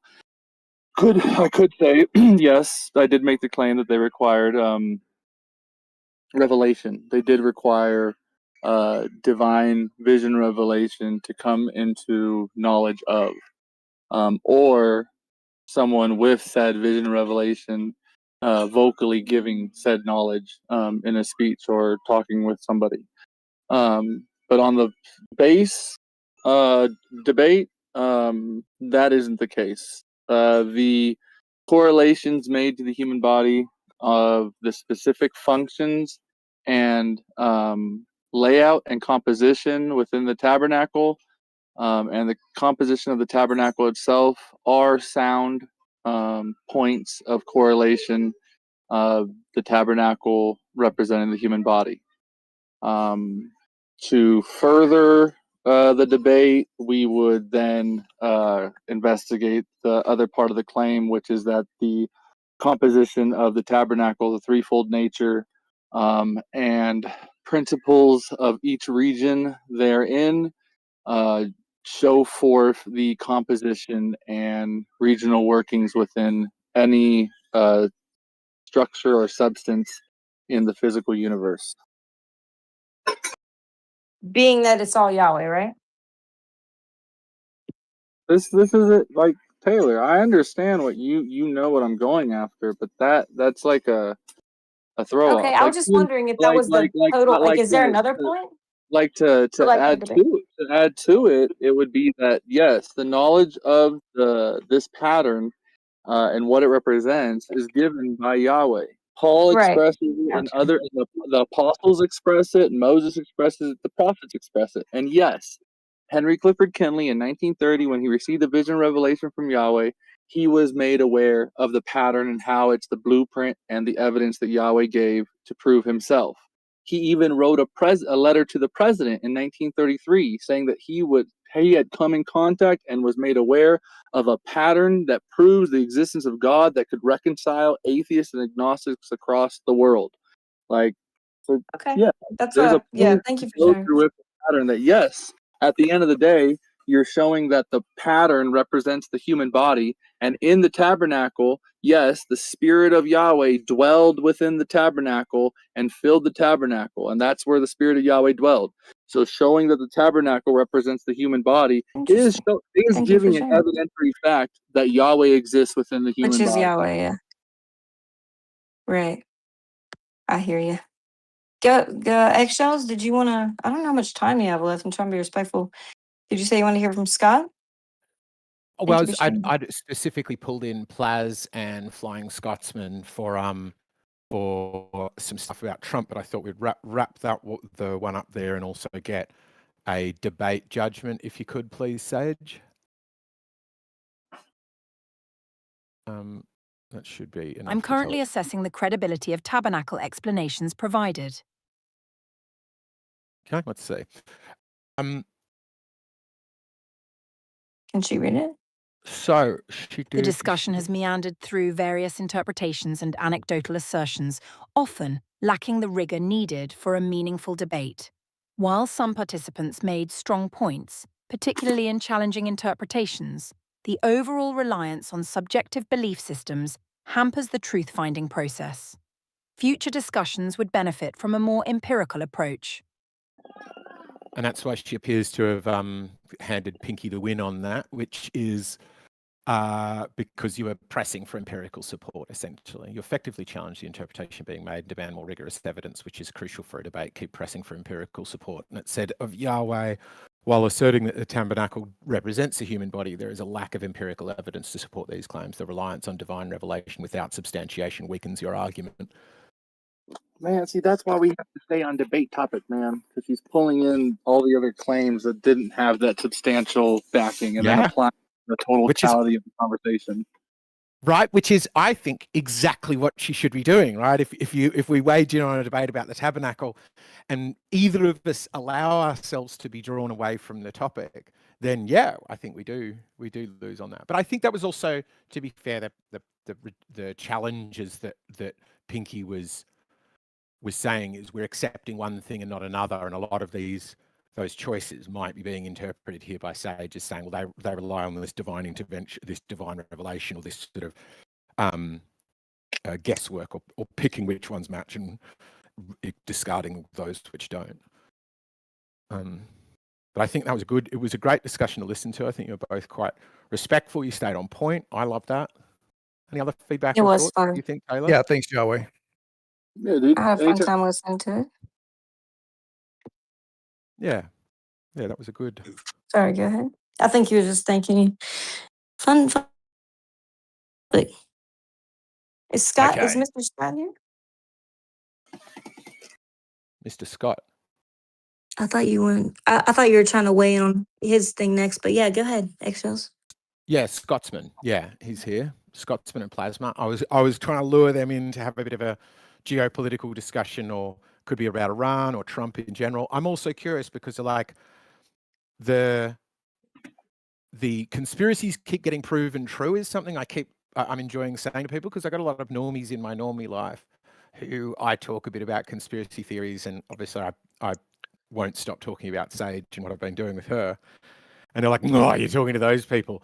But now I start trolling them by being like, do you understand how many things they've been right about in terms of, the world's being run by a cabal of pedophiles, or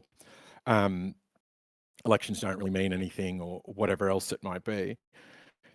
And something I thought was fascinating, like the absolute epitome of that, the terrifying epitome of that, was just last week, the White House and many US departments, in order to push Trump's quantum computing agenda, or sort of they linked it to, they just started Q posting. Like, this is a group of people who are recognized as a risk, many of whom are armed up, many of whom have gone on shooting sprees or had shootouts with the cops, and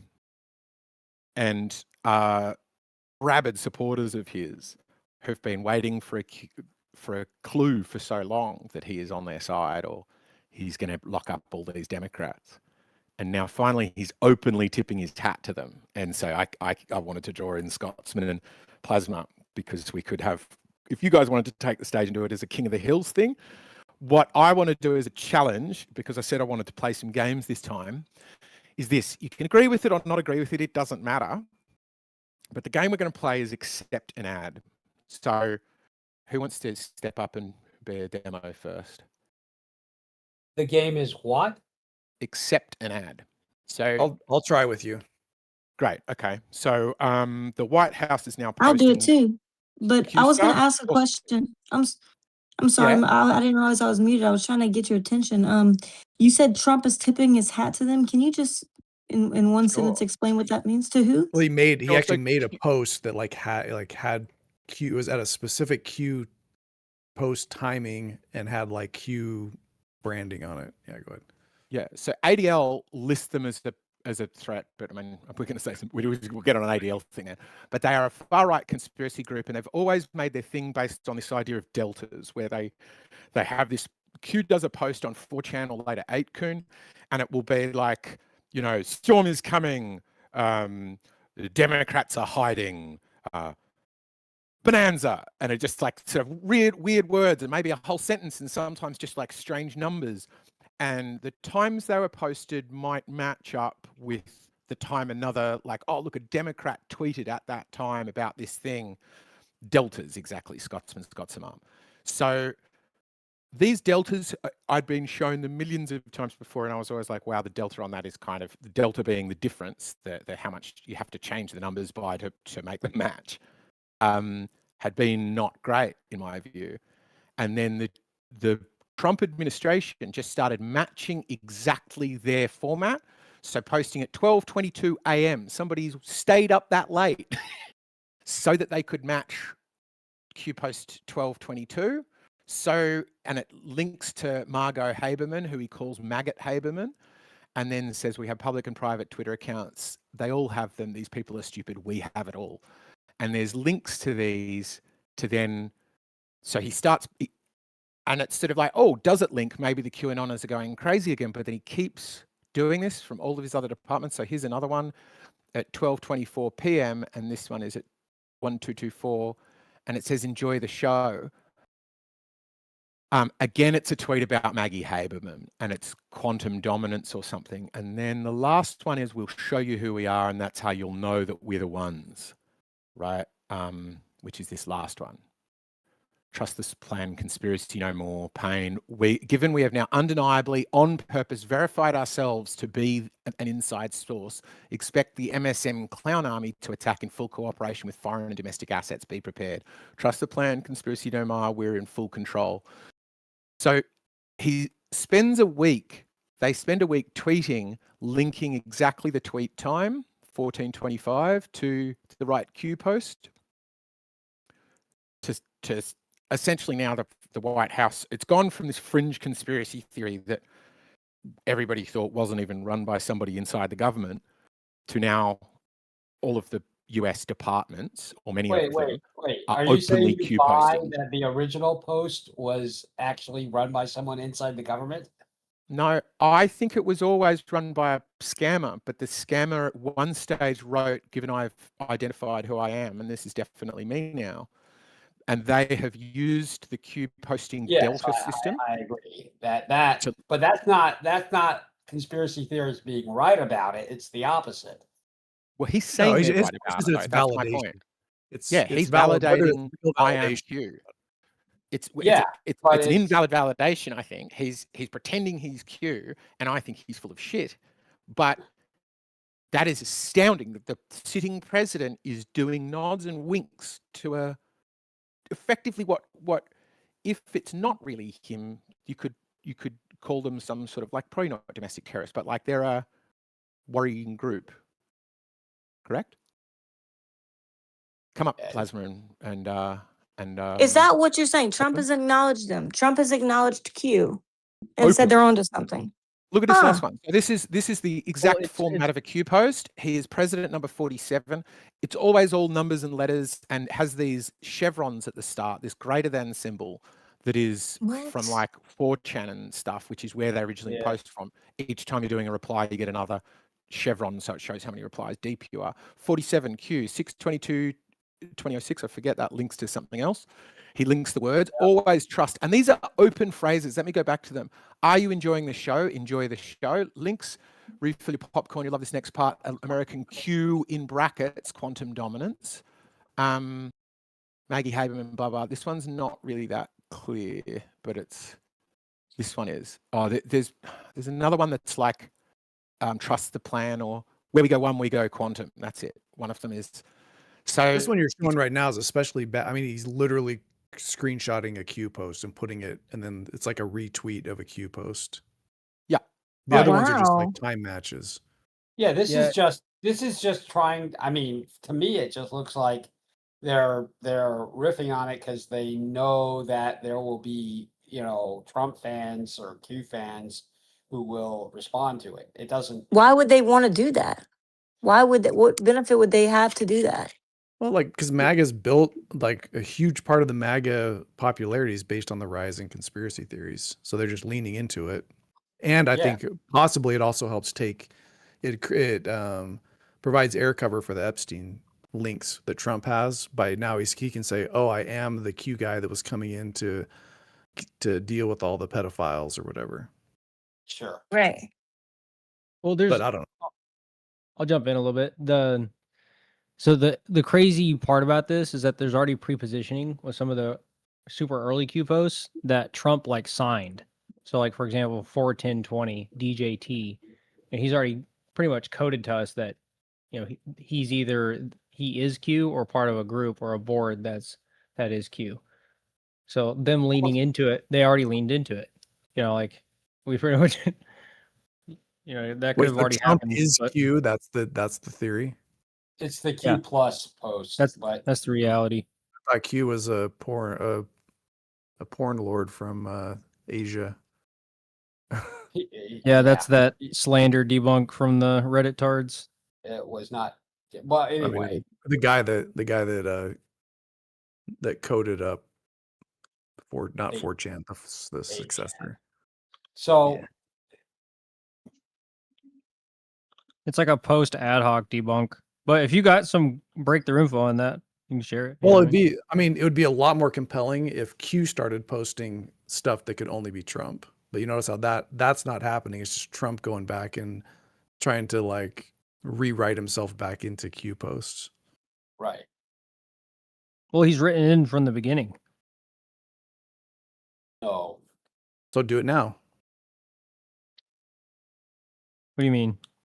If Trump is Q, use the Q account and say something that all the Q people will know only Trump could say, go the other way.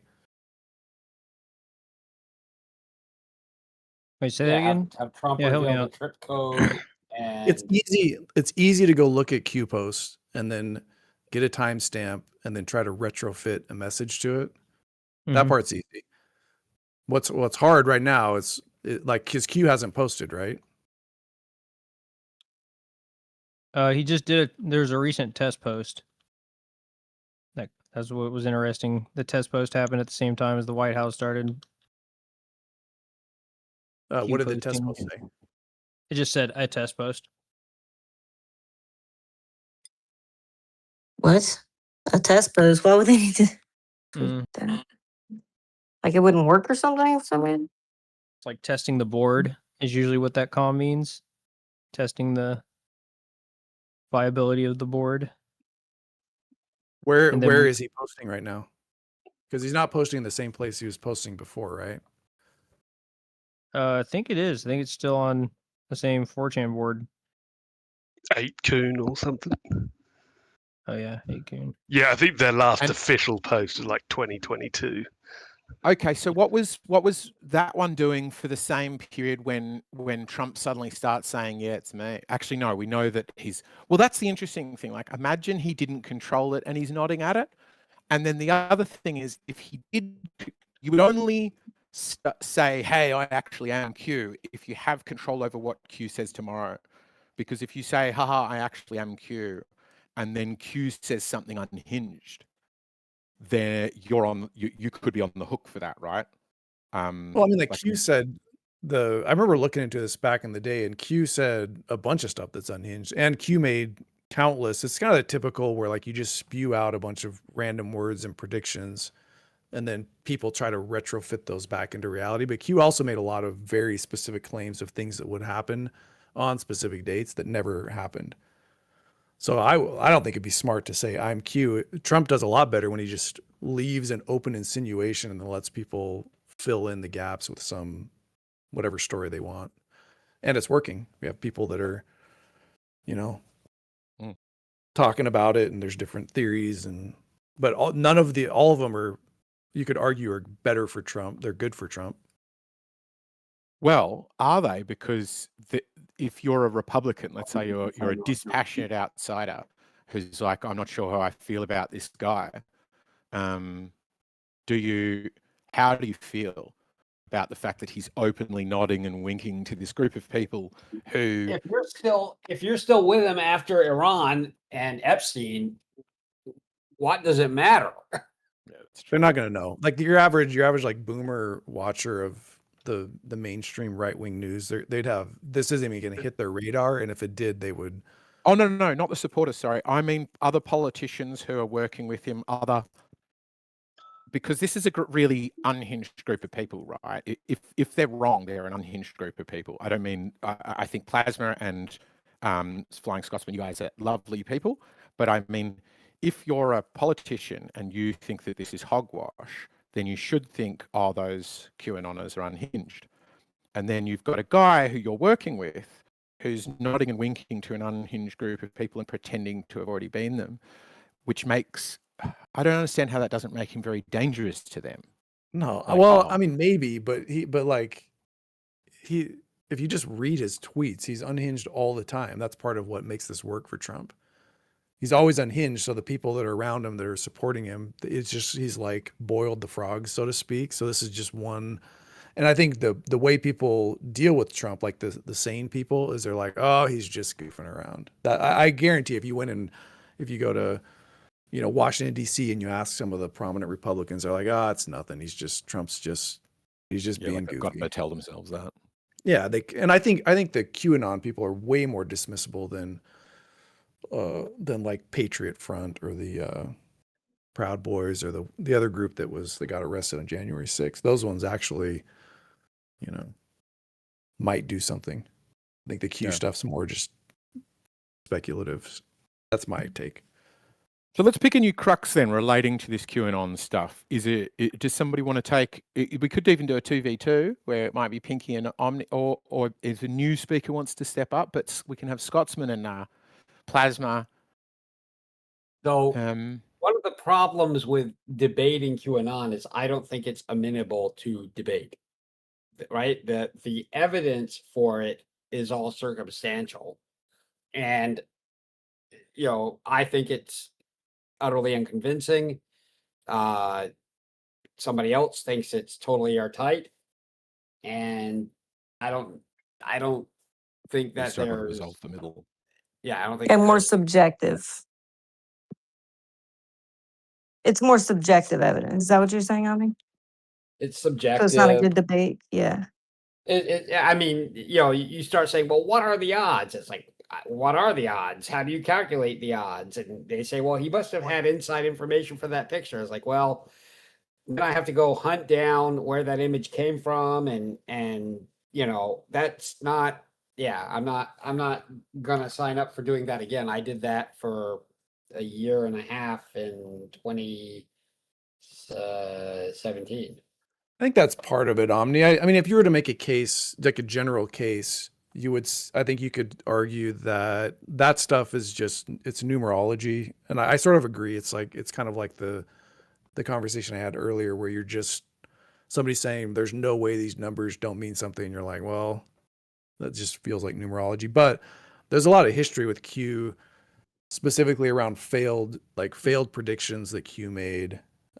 Sure, and the video that has the guy logging into the Q account while they're filming the YouTubers, and I mean, Yeah. there's a bunch of, but And once I know again, that like the documentary they did on Ron Watkins, it's going to be positioned as like a, like a hit piece for it, but right. it was fairly compelling, and there was some I think there was shortly thereafter there was some challenges to the authenticity of Q. I don't know about 4chan, but I know they like moved platforms and lost their keys, and so there was an attempt to like reestablish Q, and so I think that the better question about Q is that the QAnon theory is that government, military intelligence installed Trump in order to take down the global pedophile rings. And looking at where we are now, I mean, I think that seems utterly ridiculous.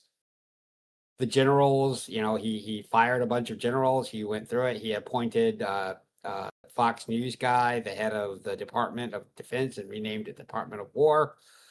He's the most mentioned guy in the Epstein files and tried not to release them. It's not that the world's run by a secret cabal of pedophiles.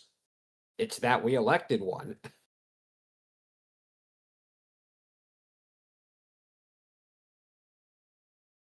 yeah, or at least I try to be strict in accusations of pedophilia like I would with other people. I don't think we have hard evidence necessarily of that yet, but definitely we it's a didn't really arrest Epstein, questionable but- choice. Like they could have picked somebody like Mitt Romney, who has pretty squeaky no clean image to relationship. come in and clean things up, but they picked the guy that ran boiler room scams, that ran crypto scams, the guy that has long history of accusations of treatment of women.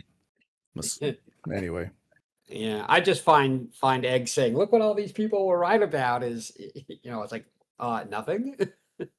One thing I'm curious about is the people that followed. So the people that were kind of followers of Q, who believed that Trump was there to save, or to go after the pedophiles. Did you believe that all the way through, or was there a point where you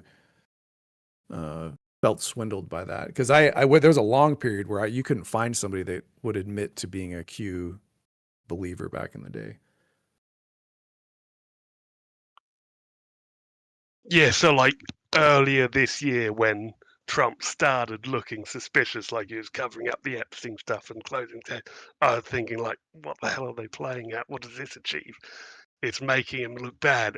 And then I began to see all over social media and YouTube, all the Epstein stuff was going viral because of this. It was getting so many more people to look into it, and the Epstein emails and that. So by Trump putting himself front and center, it gets far more attention, even if people are blaming him and he turns out to be innocent. It doesn't matter. It's making them think about it. Do you think he like long played and did all that sketchy behavior back in the 80s, 90s, and 2000s just so he could make this play now, or was it just yeah, I do. Yeah, I do believe his whole life has been planned around this operation.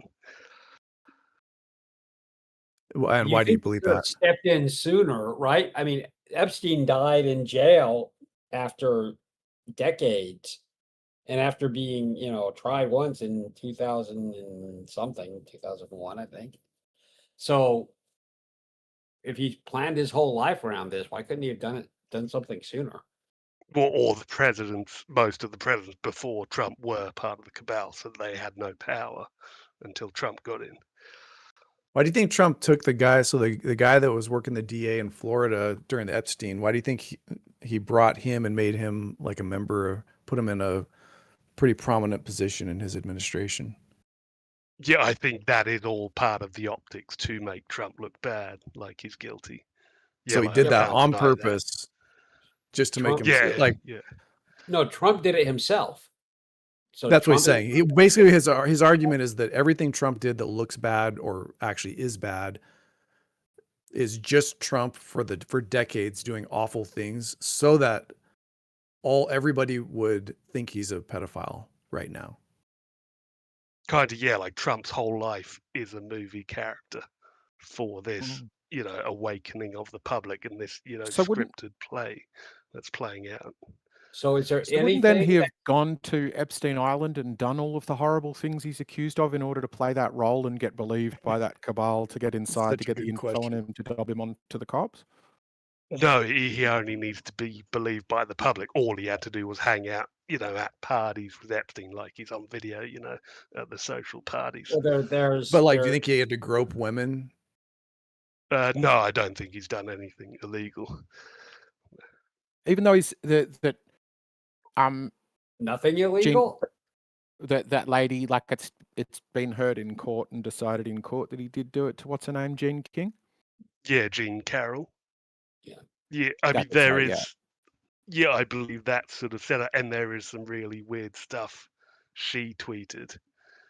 Like, Right, but why not? Why in not just say he 2012. did that to really play the part? Because you can't say like, oh, he went far. He just went to some parties because he literally ran boiler room scams. He's legally forbidden from running a charity in New York because he scammed people out of money. Right? These are Yeah, things I that you believe he said. really did that. Yeah. Okay, but he really did that not because he's a bad person. He did that because it's part of his character. So why wouldn't he grope women? Yeah, well, I mean, that would cross the line. Sort of. Why? Like you don't think running a boiler scam and scamming old ladies Well, out of their that's money, sort of like they're not. that's okay, Those but victims groping aren't one that woman's too far. far off. Well, I Yeah, mean, okay. I mean, well, I dispute the level of his scams, but I agree. He might have done some shady mean, stuff business. When he was going into office in 2020 or 2016, he was in the middle of a class action lawsuit that he lost for running a giant scam. Was that the Trump University? Yes. Yeah. I mean, yeah, okay, yeah, fair enough. I believe that, yeah, the extent So that was a scam, yeah. was, yeah. Yes, And I believe, yeah. just really Did he fast, do that on purpose? Is that just him being a scammer, or did he do that to play this part so people would believe that he's a bad person? Yeah, all on purpose, yeah. Because, like, to my mind, it wouldn't make sense for the military to then pick him as their lead role if he really was just like that. Just a random a-hole billionaire. Well, the military didn't pick him. The people picked him. Well, yeah, in terms of the Q, or he was, backed by the military. Oh, you're and, saying like, why given, Q? Got it. or like they helped his campaign and helped him win. What about, do you think when he got on the bus with Billy Bush and bragged about grabbing women on the pussy that he knew he was being recorded, and he said those things on purpose so that 4 years later people would believe that he was? I mean, like, why do that? Why not just go? Yeah, pretty much. Like, why Yeah, not this just is go the take image. down? Not say that and go take down the pedophiles. Because then it won't expose the media brainwashing. They need to bait the media into turning against the people who end up being the good guys, and then Oh, you who realize, cares? okay, the media was controlled by the cabal as well. Oh, wait. So wait, hold on. You Let me admit go that, one thing, wait. Omni. Okay, go ahead. Let me just say so, because this is the part that never makes sense with these theories, is you don't need the media to convict pedophiles. All you need, you control the Department of Justice 100%. All you have to do, go get the evidence that that QAnoners say exists, that we have, right? Because that's what Q's been saying forever. Like, hey, we have it. It's coming any day now. You just go prosecute. You arrest them, prosecute them, put them in jail. You don't need the media. Yeah, that will happen eventually, but you need to show the world that the media was also controlled by the pedophiles, and by No, you show that after drawing it just out by addressing by arresting the people in power and showing who they're connected to. That will show. Yeah, you can do that first, or you can expose the media and then do that. Then you well, it do also two looks like things instead of just one. it looks like political warfare though if it's done incorrectly, without timing with the public actually getting to a point or having foundational knowledge. And also, there's a whole nother dimension of this aspect too, that arresting any one person or even 10 people they find doesn't actually arrest the criminals that have these high level clearances that have gotten into positions that don't have any congressional oversight. Well, if these people have that much control, and if you're worried about political warfare, just have him run as a Democrat. Just put him in power as a Democrat, and then nobody will accuse him of that if the people he's going after are Democrats. Right. And we all know, like, when you go actually round up the pedos, they're not all Democrats. They're going to be half Republicans, half Democrats. And in fact, we haven't even seen that.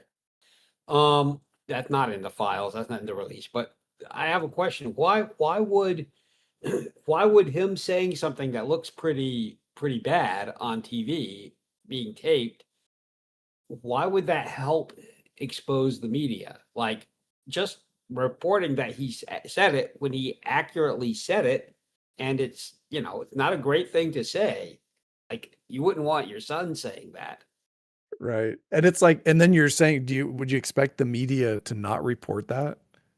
Right. Why does That's that what's crazy expose to the me media? is, like, the Well, media I mean, reports it's the it. public as well that they're baiting to turn against him when, in reality, in the end, they'll show you the evidence was there all the time, that Q was real, that Trump was a good guy, this was all chess. They're showing that we just chose one side. We are brainwashed instead of researching things properly for ourselves. Well, we did research things. I didn't come to the same conclusion you did. Well, I mean, eventually more will come out that you'll realize, it is all true. Do you think he is Q? I think Q is just a massive team of military intelligence people that he's part of the team.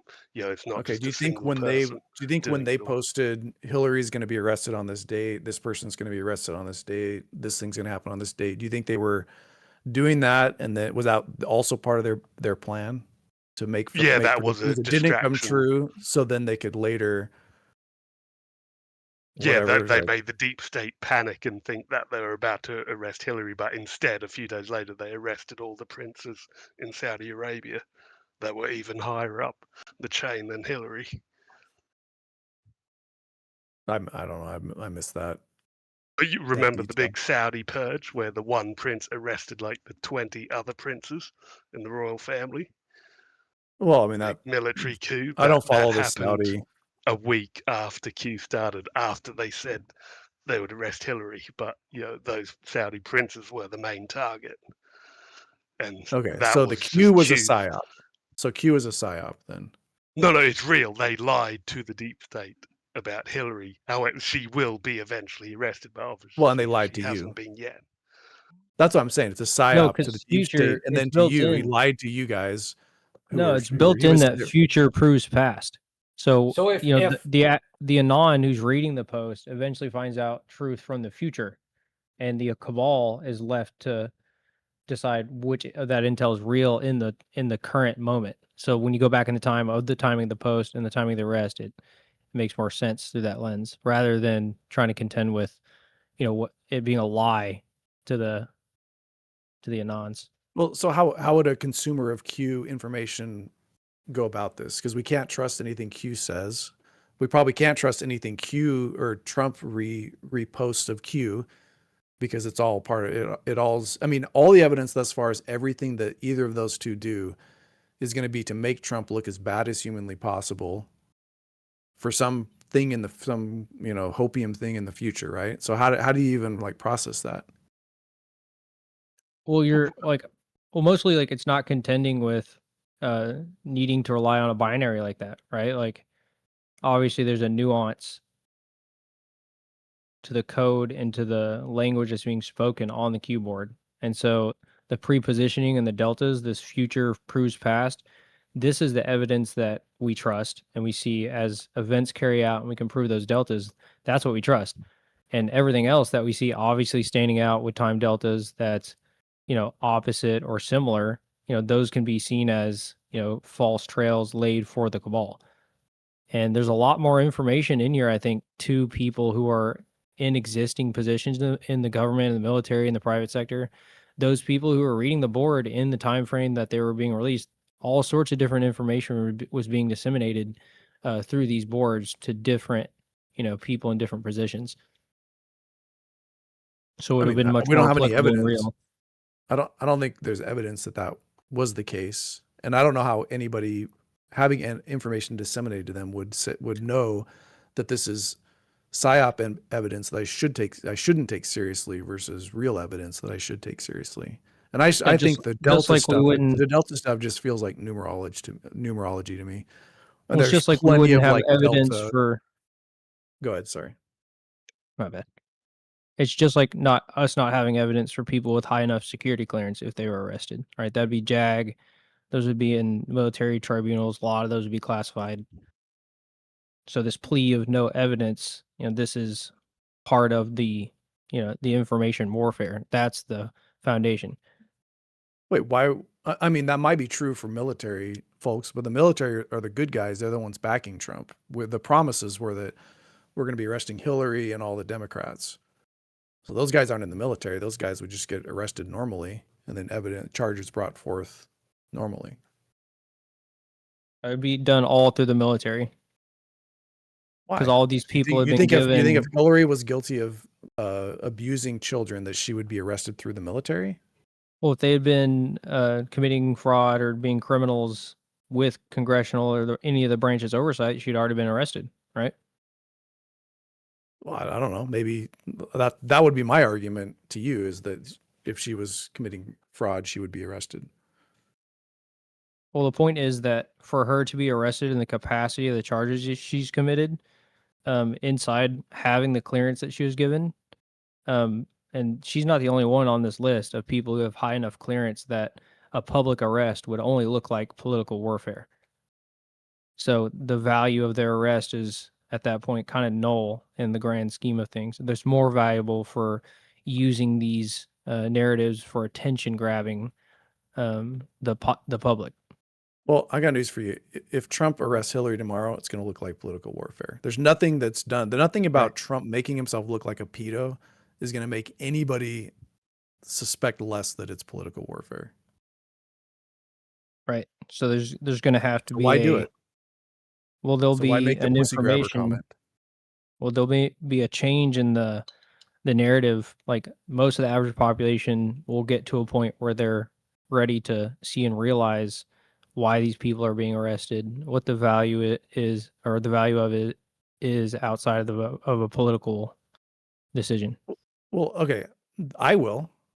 As soon as somebody shows evidence that Hillary Clinton abused children, I will 100% say, DOJ, go like throw the book at her, fry her. Like people don't need, like nobody was like, so when the whole Epstein thing came out, zero people in America were like, this is political warfare. Let's defend Epstein. No, everybody saw the evidence and they're like, yeah, fry this guy. That's how it'll be. If there was evidence that they had, all they have to do is just arrest him, show the evidence. People will be like, yeah, that person's a sicko, fry him. Well, in the Q boards, we're not talking about trying to catch a couple pedophiles. We're not trying to catch the current sitting president or a couple of bad guys for being into pedophilia. There's a blackmail program that the pedophilia was being curated for. There's an intelligence community that's connected and implied to managing and controlling that trafficking network. There's even higher levels above that inside of the other market or industries and markets and legislation in other countries. So the mapping and the fabric of this has to be unwoven one piece at a time. So arresting someone in these lower levels, some of these puppets, this doesn't even serve the purpose or the goal of what the Q board is saying. I mean, this is a claim that it allows you an infinitely defensible position because there's always some other shadowy person that needs to be arrested. You know what I mean? So my answer to that is maybe. Well, let's just see the evidence for it. If they've blackmailed, then there will be evidence of the blackmail that we can trace through. And just start. You got to start somewhere. Do you think Trump was responsible for taking down Epstein? Absolutely. And I mean, even more by extension, it's the white hat military. Compartments of the military that are now loyal to the patriotic movement that recruited Trump and put him in the position that he's in now. Yeah, go arrest people. Get the evidence. We got a lot of crazy arrests. And just for, like, there's not many people, but just to give you some insight on the scaling of these posts, this is a pretty long-winded post, but I would like to read it if you guys would let me. Will you So- post it also? Yeah. So, well, it's actually long. I have to scale it. Because the thing is, I Here, agree this- with what you're saying, Pinky and Omnivore, but the thing I can't get past is he's at least pretending to be this guy who's been continually logging on and spending hours lying, knowingly lying on 4chan. Well, He's pretending to be. I don't think guy he's that lies on pretending 4chan. to be him. I feel like he's pretending to be associated with him. Maybe it's the same either way, but Yeah, well, he's pretending this guy is confirmed to be an insider who's working with Trump. Like Yes. he's affirming that Trump is working with Q, and it's not some fringe cooker, right? And that is and it's working. You have two people that were Q believers that were having doubts that are now back fully aboard the Q train. I don't think so. I don't. Plasma, are you very much on board, or are you starting to? I think I got the impression that because of this, you were questioning. Is that right, Plasma? Plasmagical? I mean, dude, to me, it's like it's like big hype mode, and finally, we're getting a lot of people who jumped off ship. They're coming back. The internet's abuzz again with this. So Yeah, see, that supports what I'm saying. well, I think I don't think people are there's expecting- downside. I think Eggshells, you see there's downside to it. I don't like. I think it's all bullshit, but I think Well, here's I the think there's aspect- only upside for Trump. This is sort of a genius move. Well, here's what Eggshells is why- talking about. Yeah, go on. Eggshells, I don't think Well, it's a genius move. I'm just I saying think that- to okay, give well, Eggshells his due. I did contend like there's a slippery slope here with the idea this administration could be leaning into this or hijacking the movement. But for me, the big results is where we get evidence. Like the idea that they could be grifting, the idea that there's an entire military alliance that's been planning this for nearly a century, and we're seeing it actually get into the level where it's information warfare, and they're even able to influence the public. To a lot of Anons, this is a very eventful time. It's an exciting time to be alive. We're seeing this narrative, get pushed into the public and considered. And the next event is the part where it proves, right? We actually have to see this big action, this big disclosure event followed up by, or including massive arrest. So you're going to see a lot of Anons fall off. If we get to 2028 and there's not, any big results, right? We don't see a real application of this stuff. I think there is going to be a massive fall off. And I think that's a big slippery slope of, where we get to the point where what are all these, MAGA supporters and Q people going to go to? What level are they going to go to? Never being able to Exactly. trust the government again.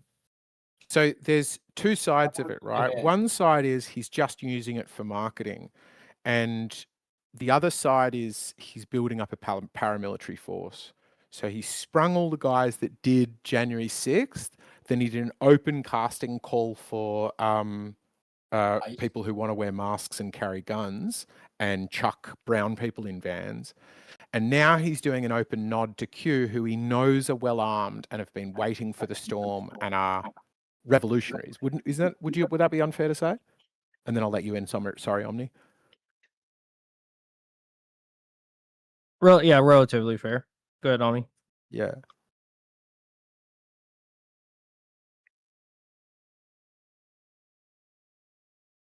And that's honestly what's so. Oh, good. Sorry.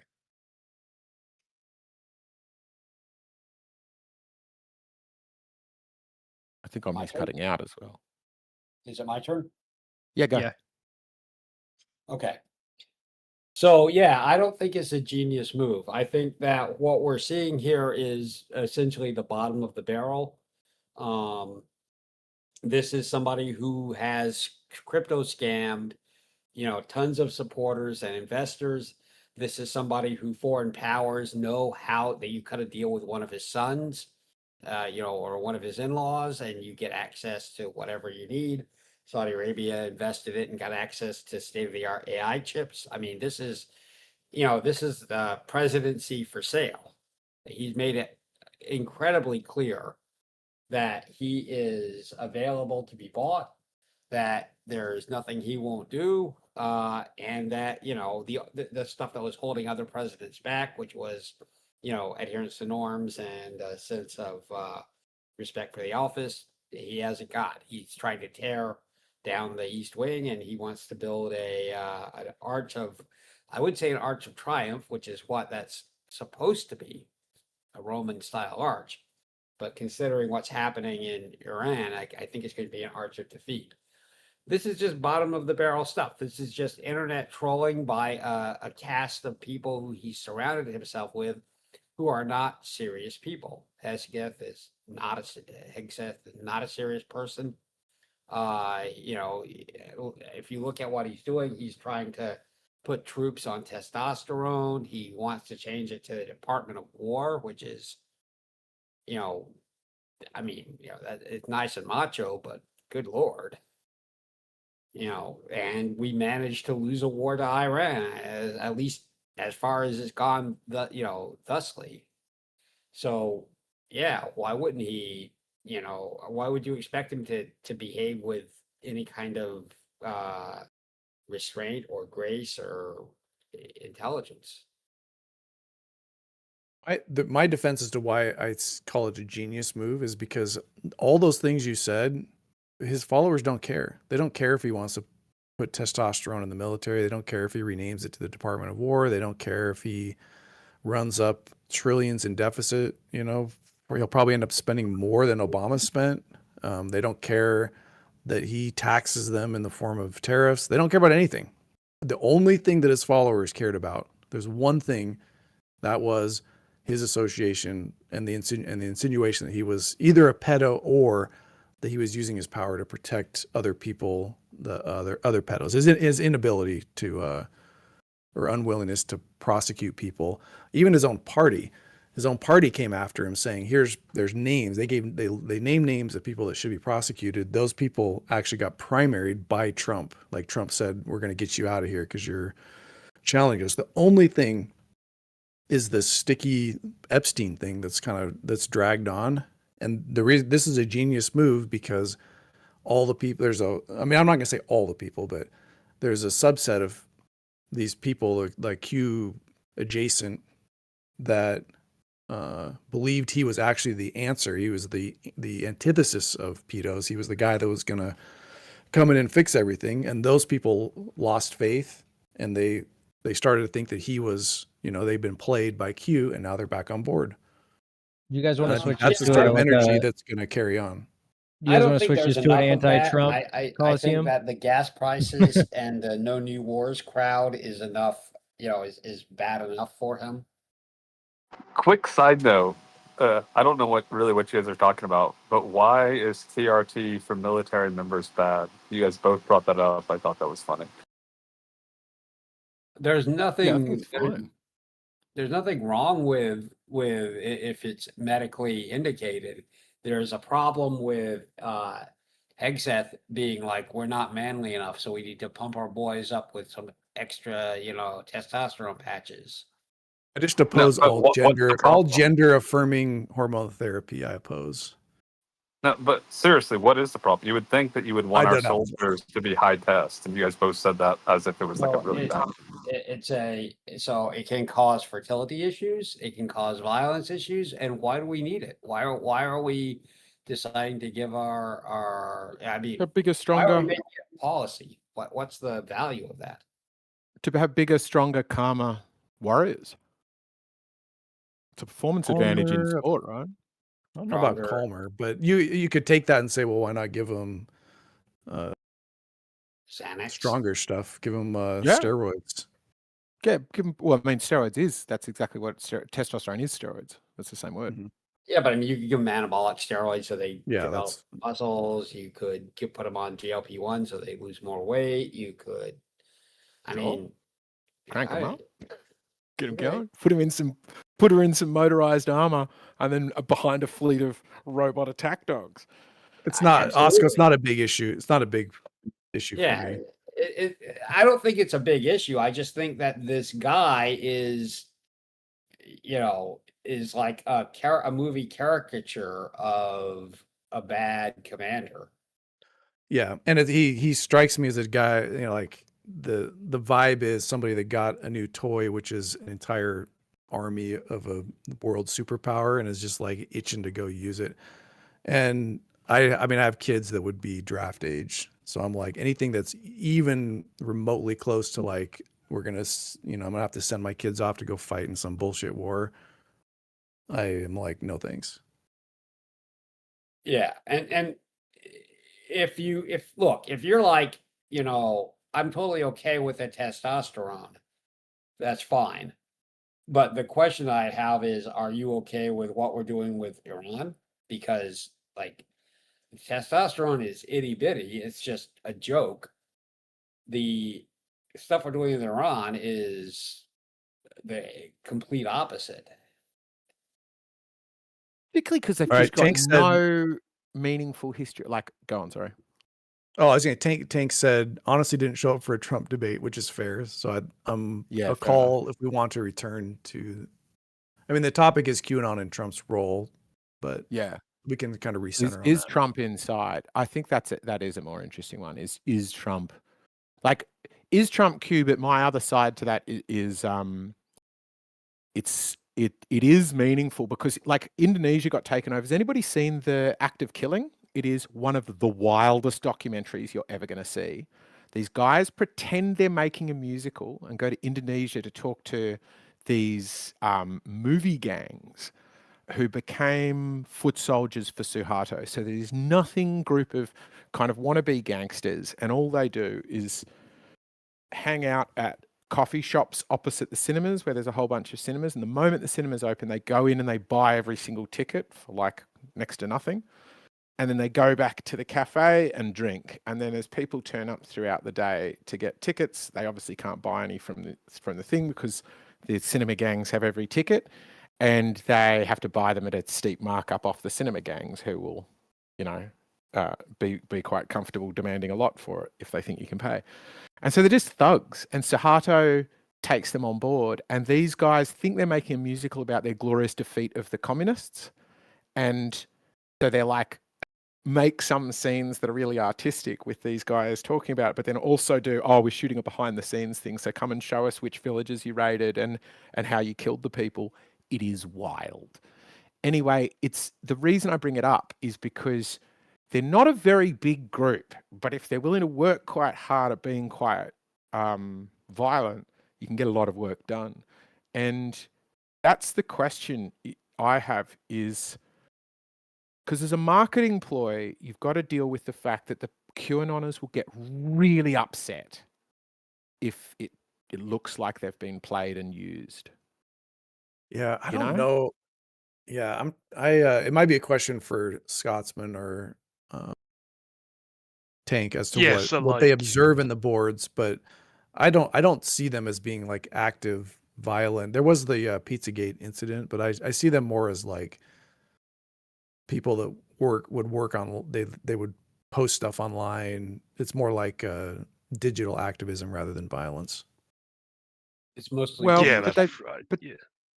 but they've done there's like lots of them have gone like, well, lots of kind of cooked people become QAnoners, so it's hard to tell whether it's sending them, but there's quite a few examples of people going and shooting places up, turning up places with guns, going on high-speed police chases. One guy even live streams, hoping Trump will intervene and call up the police and call off the chase. And he's already sprung the guys on January 6th, and he's got now ICE. It looks a little bit like somebody amassing a private army. An army, not like a private army that he owns, but an army whose primary allegiance is not to the Constitution, but to him. And Suharto did it with a tiny little cinema gang. Like they grew and grew. Suddenly it became the best job in town was to go and find communists and kill them. But this is like in living memory too. It's even on the Wikipedia, they say, oh, it was like the people themselves got so upset with the communists they killed them. That's the sort of official line. But in the act of killing, you get these guys going, yeah, we would put them all on trucks and then we'd drive them out here and stab them one by one. I'm not trying to Maybe say it's that like supposed I'm not trying to say that Qtars are like genocidal maniacs or anything like that, but it's kind of the oldest trick in the book. If you want to create like a ravenous genocide gang, is have them start to think that normal humans are evil, demonic, baby-eating pedophiles. Like that's a pretty easy way to radicalize a group of people to killing other people. Yeah. Yeah, Then it's like not blood then libel. not being violent becomes the immoral act. Exactly. Yeah, Because unless- once you're convinced that they're truly evil, demonic, baby-eating pedophiles, it would be immoral for you not to kill them, and they are convinced of that fact.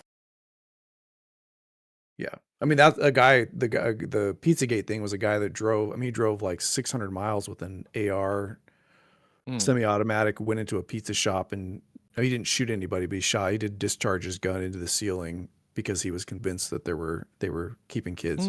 And I say that just because it's, I mean, there is like the willingness to go somewhere with a gun, but the only, like, you're not going to do that if they're like, if somebody's like, this pizza joint they're laundering tax dollars. Like nobody's going to go there. But if Pack that black kids, pill. Pack that black pill. There is some suspicious things with that shooting, like the traffic cameras that would have caught it just happened to be changed a few hours prior. So like a few hours prior. Yeah, I think. Yeah, and then like in my mind, that's exactly what the deep state would stage. Say, hey, look how bad these Pizzagate cages are. You got to criticize them and start censoring them. Look at their danger. These bros are snorting lines of black pill.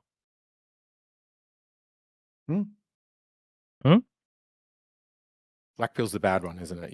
You're on the red pill, is that right?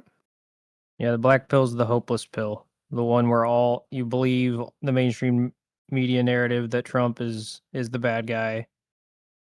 And you just repeat mainstream narrative, TDS, Trump derangement syndrome. there's other options too. You could just we were getting onto as well. We were getting onto just the question of QAnon, where I was saying, which is something you and I agree on. Trump is an absolute legend. He'll be written about for hundreds of years. I don't disagree with that. It may be maybe for the wrong reasons, but I think It'll be because he was above reproach on all moral standards. Well, he ran a boiler room scam. He had his charity shut down for defrauding. He cheated on his wife multiple times with a porn star. He was friends with Jeffrey Epstein. You know, He did the biggest rug pull in crypto history. He was sexually he scammed his own followers out of $1 billion. We got him, boys. I mean, if you're going to say he's beyond reproach, you have to at least. Now, Scotsman would say that all those things he did on purpose to play a part. Well, this is the type of narrative that you guys follow and live your lives by. That's why you consume the mainstream media propaganda. Like it fits your life and your reality. The ultimate litmus test on somebody's credibility is what they did when they were younger, their sexual life, their sex life. Like you don't know a single litmus about his leadership skills, what his decisions are based on. You have no clue. You're just looking at personal relationships and the worst of somebody. No, it's a joke. The Trump University class action was closing up literally in 2016 when he was taking office. This isn't younger. I mean, if 2016 is what you're talking about when you're talking about. So as soon as he's going to be put under their microscope by this totally not corrupt political system. When he was younger, why did he run the scam in the first place? When he got a microscope out and we looked at his life when he was younger, he did bad things. No, the Trump U scam wasn't when he was younger. It wasn't like that happened 40 years ago and then they just decided to bring a class action. Bro, the only reason you guys know about this stuff is because he got elected. So thank you. We know about a lot of class action. Like you and I could go through a list. Thank you, God, for bringing Trump to us to save us from the cabal. Dude, the rug pull was like 2 years ago when he was coming into office. I'm just trolling a little bit because you guys are totally trolling. Like we were here for a Q conversation, and now it's like TDS syndrome. That's why I did want to get back to the QAnon thing, because I think it's interesting either way if he's claiming to be Q, because I think for the sake of the QAnoners and strategically, and I think his advisors, the ones that would have set this up, because I don't think he would have bothered himself about understanding queue posts and then individually telling all these people to do this. Is some advisors say, hey, why don't we do this? And they would have to say, it's like Chekhov's rule, right? A gun that is put on the table in the first act must be fired by the third. He's shown something so strong to a group of people that now I think a more interesting question is, real or not, what do we now need to contend with? If it was not real originally, he's now claiming it was. I don't think an it immersion. changes anything. Here's an immersion, okay? If you guys can turn on your logical mind and be intuitive here. Okay, so how did Soros replace family Y? Variable Y. Who is family Y? Trace the bloodlines of these three families. What happened during World War II? Exactly. It's nuts. Was Hitler a puppet? Who was his handler? What was the purpose? What was the real purpose of the war? What age was GS? What is the Soros family history? What has occurred since the fall of Northern Germany? Who is A. Merkel? What is A. Merkel's family history? Follow the bloodline. Who died on the Titanic? What year did the Titanic sink? Why is this relevant? What exactly happened to the Titanic? What class of people were guaranteed on a lifeboat? Why did select individuals not make it on the lifeboats? Why is this relevant? Why do we know who was on the lifeboats, D or A? How were names and bodies recorded back then? When were tickets purchased for her maiden voyage? Who is specifically invited? Less than 10. Who is the Fed? What does the Fed control? Who controls the Fed? Who approved the formation of the Fed? Why did H. Wood glorify Titanic as a tragic love story? Who lived in the movie? What man? Why is this relevant? Opposite is true. What is brainwashing? What is PSYOP? What happened to the Hindenburg? What really happened to the Hindenburg? Who died during the accident? Why is this relevant? What are sheep? Who controls the narrative? The truth would put 99% of people in the hospital. It must be controlled. Snow White, Iron Eagle, Jason Bourne, CIA/Dream. Q. We have hundreds of posts with trails like this that were planted, and many of them Anons haven't found the end of them. There's all sorts of these variables, and they're slowly getting filled in by these deltas and by these current events. So Okay, I mean, so from that, there's no way out of this. Good. Which I ones think of you can make these those- mean you can make these mean whatever you want to make them mean. I mean, there are some themes of like the big families, Rothschilds, whoever. I'm sure if you go read other ones that hints at who the families are, and there's the sort of like World War II troop. I don't know. There's some themes that go through these, but you can go back and it's sort of like a numerology form of interpreting these things where people Let me make. ask you what a PSYOP is, and then attempt to PSYOP you. You asking me what a PSYOP is? No, I'm presenting a situation. All right, let me try to tell somebody what a PSYOP is, or ask them, all right, allow them to research it, and then try to PSYOP them. See how well that goes to you. I don't even know what that means. Well, this is the point. Like, people are saying that the Q boards and all this is a PSYOP, that it's a LARP. Why is this board warning us about PSYOPs? Why is it warning us about narratives? Why is it training us to use deductive and critical reasoning to discover it on our own? I mean, like, if you want, so one answer would be because that's exactly what a PSYOP would do. Like, if I was running a PSYOP, the first thing you do trust is teach narratives people. Hold on, let me from finish it. journalists who have been proven to be corrupt versus No, I don't. activating and Nope. trusting a skill of deductive and critical thinking on your own to research those journalistic sources on your own. Not only that, but create your own source. You are the journalist. No, I don't. I don't You trust find out journalists. these facts and connect them for yourself and find new narratives that haven't already been presented. You're not going to debunk something. I know, but look, I'm looking for. These are I am looking places you for. travel and Okay, you hold don't know what you're finding. So I am looking for facts, but Snow White, Iron Eagle, these aren't facts. These are just words that people can read into, and they can find a lady with white hair. Right, but stating wherever the they want that obvious to be. doesn't help your situation with you not contending with the scope of this. stating the obvious that these aren't facts? Like, yeah, you're saying I can make this mean anything. Do you Correct. know? Do you understand what the implication of George Soros is? What his goal was? Does anything I said just now make any sense to real world events? Well, you're not talking like a normal person. You're talking Well, in you're code. It's playing like you're dumb, is what you're doing. No, I'm not. I'm not playing dumb. Yes, you are. You're so much smarter than this, dude. You have the intuition and the creativity to pick up on this and see the narrative this post is painting. It doesn't. The thing is, Type it of doesn't depth even that if was they're. implied there. Why is I it giving am. us names of bloodlines? Why is it asking doesn't. us to look into Titanic? Why is It it doesn't give asking us us to bloodlines. find out terms? Why is it asking us to learn context? I mean, it could just be because it's a LARPer. What trying to about get this people post says excited. it's trying to trick you into Nothing. believing something? You think, but like, that's the irony is that's the gullible take is saying that if this wasn't real, they would tell me that they were tricking me. Well, it becomes ad hoc when you attempt to grandiose it with some sort of scapegoat. Like, I can make it mean anything when this has clear meaning.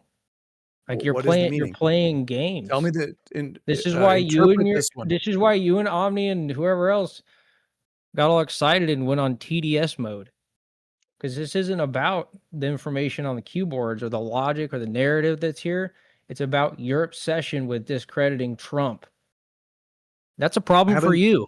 You just brought up Trump. I haven't brought up Trump in the last 10 minutes. We're just talking about you read a Q post, and now So you're I'm just playing saying more this games. just sound. I'm still talking. You're not contending. You read a Q post, and I'm just saying this sounds like Contend with the premise, literally. good sir. All right, if you're just gonna interrupt every time I talk, then Please contend with I'll the bow out. premise, kind gentlemen. Dude, your Q post sounded like a schizophrenic homeless person's ranting. Thank That's you. exactly I what it sounded dare like. It was say the not profound at all. scapegoats you gentlemen create are appalling. Can we hear it again, I or don't like, could you pick one? Run away, part out little of it? boys. Run So we away. go, maybe we Nobody's go running through it away. line You're by just line, like you section can't on let section. anybody talk. Like we get 4 words in and then you interrupt. You're So not contending with a single thing. This doesn't go anywhere. What is the most profound line in that whole schizophrenic Q post? Just give us that one profound line and we'll diagnose it. How did Soros replace Family Y?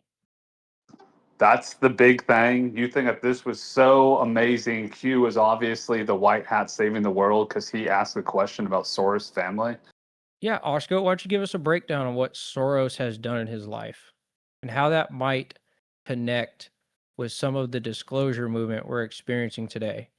Well, was any of that known before? Like, or is Q? My sense is Q just pulls from existing tropes in conspiracy thinking, and he kind of uses the words that like you're like, oh my gosh, he's talking about this, he's talking about that. But Soros I've been hearing about Soros since before Q ever came around. It's not. So a do new you guys thing. only know about like world events that happened in the last like 6 months? That's Are a you looking straw back a man. year? No, Do you I'm old. separate it logically into systems? I'll bet you. Like, I'll is bet it you. I was. current I bet you. I events was. and then history, right? Do I you bet I just was think doing of the past as politics this stuff big from thing called before you were history? born. I was probably doing Well, I'm just politics from before asking you to were find born. out a litmus of where you're at. Don't have to get I'm defensive. old. I go way back. I'm medium old. I go kind of far back. Okay. So So Soros let's, Soros isn't Who something died on that the got Titanic? revealed. Why is that important? Have you guys ever answered that question? How is it connected to Soros Soros? didn't. How is it Soros isn't a connected new to thing. Hitler? All You guys right, have a Tank clue? just can't. Plasma, Tank you're Why can't is asking the Kanye questions spurting now. about Hitler? All right, Eggshells. You can decide Like, what you it want to sounds do. like word I salad can't to really people tell who what's going on. don't Plasma, pay what's going on, attention to man? current events. Like, well, I'm just trying to put the He's same butthurt. He's pressure. butthurt because I'm we don't see putting the the same same level of pressure you inspiration guys in are this that he putting, and does. you guys can't keep up. That's what I'm doing. All right, it feels like a ripcord. How It's could not you a summarize ripcord. his You guys have arguments, been Dade? ripcording for the last 40 minutes. Okay, let's keep it civil. All right, called you gentlemen because you're not. I said please contend with the premise, gentlemen, because you continue to move into some other logic you think is important, like Trump's credibility, instead of contending with the information from these boards, and that's what we're here to talk about, gentlemen. I didn't. Go back and replay it. You were talking about this post. I didn't bring up Trump. You did. You brought him back into it. Yes, we have Well, the it's got to whole be about Trump because conversation documented.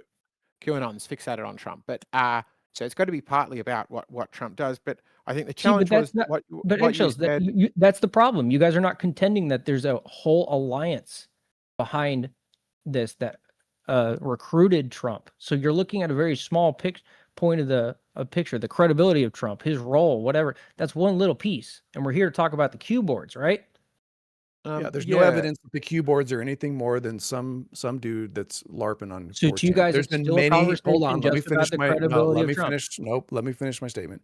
Nope, There's please, many guys, I'm trying LARPers. to get this nailed down Nope, because I nope. mean, Let me nobody's here finish. to talk Hank, about let me the finish. Let me libtards' finish. perspective I'm on how not much gonna they let you hate talk Trump through and how me. much they think it's I'm a not gonna pedophile. let you talk through me. I I'm not sat gonna let you there talk very through me. nicely and I'm not was gonna let you quiet talk while through you me. guys I'm not gonna let jumped you to the talk through me. stage and decided to talk No, about you're the not. I'm Q not board gonna let in you the talk through form me. of discrediting It's Trump. my turn to talk. This is So we're I just would having a like to filibuster with pro Q How are you stuff not while we're saying talking anything, about Sage? Q.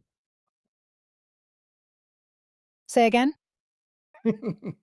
See, that's the problem. I submit, but you can't submit, Finky.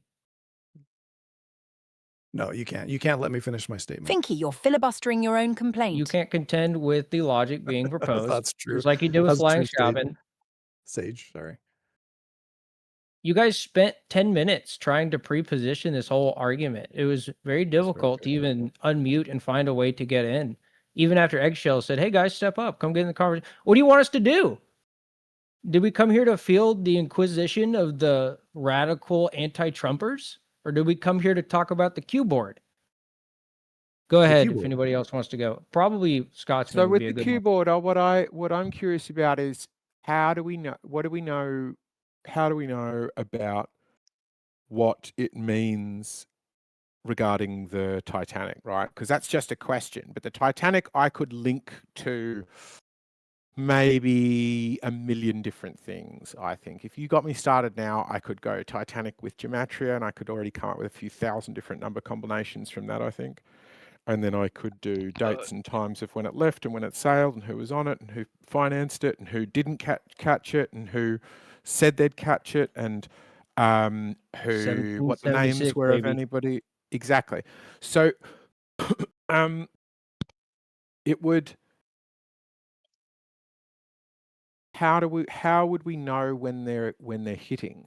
Has always been my question with QAnon. But the reason I'm flipping and I'm kind of a little bit more on your side now, not that I still think it was not legit to start with, is the fact that we have to now say,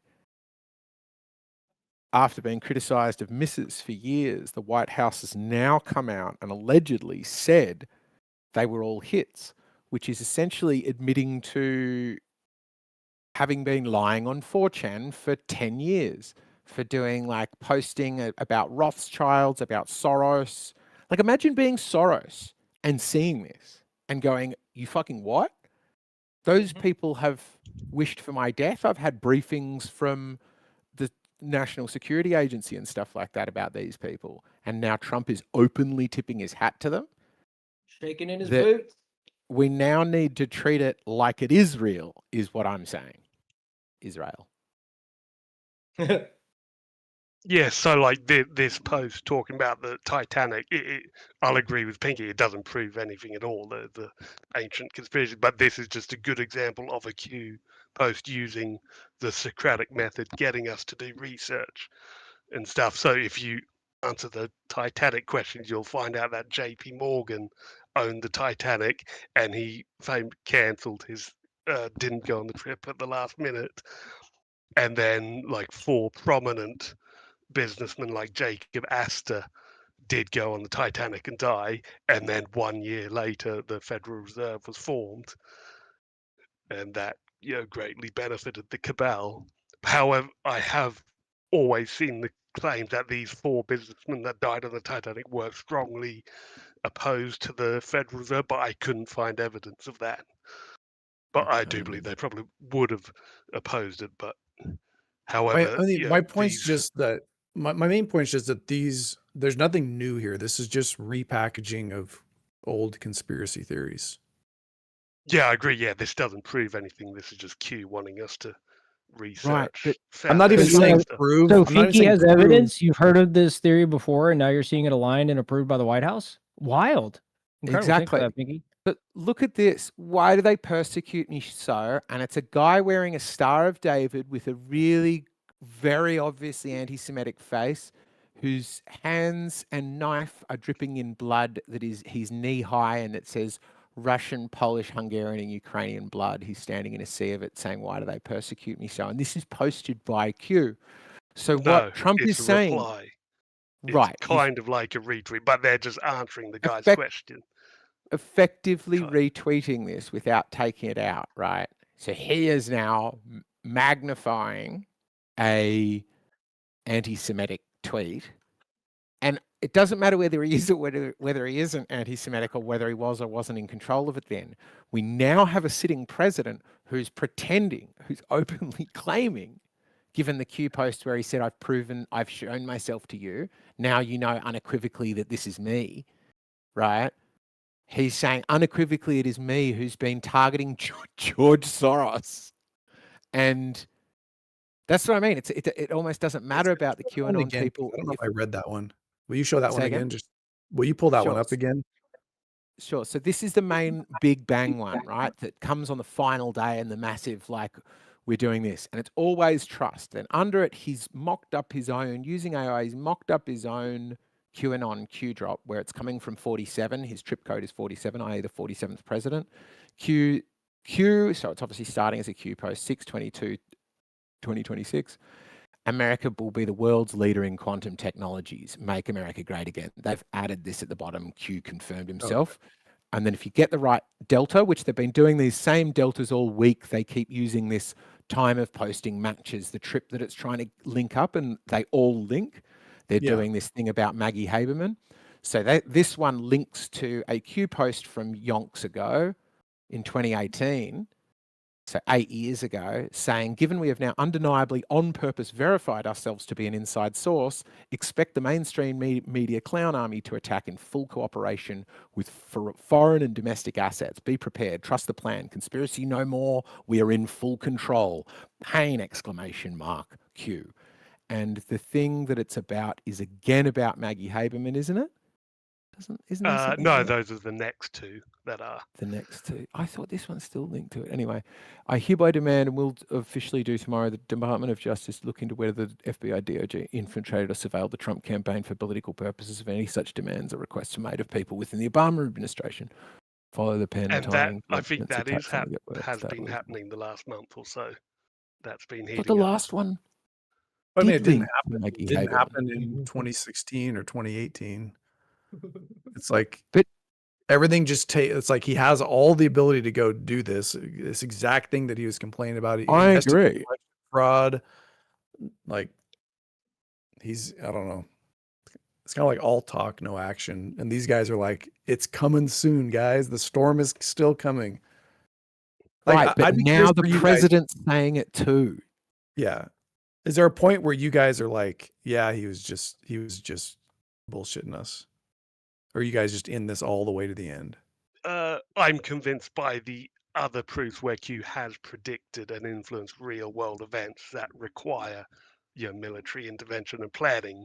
So like if nothing came of it, I would just be like, okay, they're lies, they're against us, but they were still real. Like you've already seen proof for the globe, like nothing can convince you otherwise unless that specific evidence is completely debunked. You'd have to change the past. What would be examples of those ones that the Q like couldn't possibly? Because for me, it's like I go on generally his posts are so vague as you can write many events into them. Are there some where there's like really specific, like, hey, at this time there's going to be this operation, we're going to arrest this person, and then they actually did it? Where it's not super specific, but the date is hidden in the numbers. Like it's not an explicit smoking gun prediction, but there are some pretty good ones. What's the best? Yeah, what are the best three? Okay, the best one is John McCain's death, where they posted a picture of him and vaguely said he will return to the news headlines. And at the time he was sick, officially dying of cancer. And then he died a month later at the exact hour and minute they posted it. Okay. So I'll find it. I'll show you the timestamp so you can So see what's the. for you? What's the implication there that the Q people murdered John McCain? Yeah, or that they like staged his death and secretly arrested him, and that they controlled the family releasing the statement that specified his exact time of death. Okay. And that's sort of like Q's doing sort of dark stuff like that. This is as a threat to all the other deep state puppets that look, we're coming for you. I mean, John McCain was opposed. He was a big fan of campaign reform, campaign finance Officially, he's a nice reform. guy, and so is Well, no, I Hillary, mean, but like he was. behind the scenes, You'd he's a argue he psycho. was. It's like Epstein. Yeah, I mean, there's no publicly, he's a evidence of war that. hero. I agree. Well, yeah. No, I'm just saying. This I'm is saying in terms of like reducing dark money in campaign, he did more than anybody for that whole like generation of politicians. Which is a weird thing to do if you're part of the deep state and you want to get more dark money in. In fact, there's more well, it's dark all money now. keeping up appearances. There's more dark money now being poured into Make America Great Again campaigns than has ever, like, not even close, like trillions of dollars of dark money being poured in. Anyway, so the John McCain thing, it was at the exact minute and second that he died. Yeah, Let me it's see an if that hour checks and out. minute to the minute and day of the month. So I posted. Do you see in the chat, in the side chat? And which time zone? Like matching time zone, or? It doesn't matter because you have the time zone on the Q website, and that ends up being the same time as his local time of death in Arizona. So if you see what time zone Washington's to Arizona, it was the exact same time. So the Q website shows it in Washington, D.C. time because that's where the White House is. But if you convert that to what the time was in Arizona, it's the same. It's awarded so far. Pinky has got the main point that needs addressing, so that if you're not seeing the board, is Trump was unwilling or unable to prosecute implicated people. So he's inviting, I think, either Scotsman or Plasmagical. What do you think would be the best response to that? He's been able to pull the trigger, I think, quite handily for some time, is what Pinky's saying. Pinky. How does Trump? How is Trump supposed to arrest Epstein? He didn't. Epstein was already arrested, convicted. Oh, sorry, my bad. That was dumb. How is Trump supposed to arrest any of these like big names?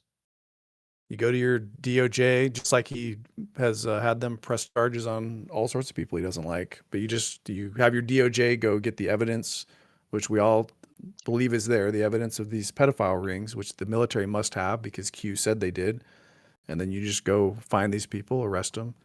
I mean, we have names of 5 people listed in the Epstein docs that Trump's administration is not even going after. And Trump is actually actively trying to remove people from Congress who are pushing him to investigate. So you realize that Trump has to delegate into the justice system to be able to make these arrests. Yeah, but he has the whole military. I assume that the justice and military system is part of the Q group that brought him in. Do you think that everybody in the justice system is a Trump loyalist, or they're just gonna Right arrest now, whoever yeah. Trump says to arrest? Right now, yes, I do think that. Right. Thanks.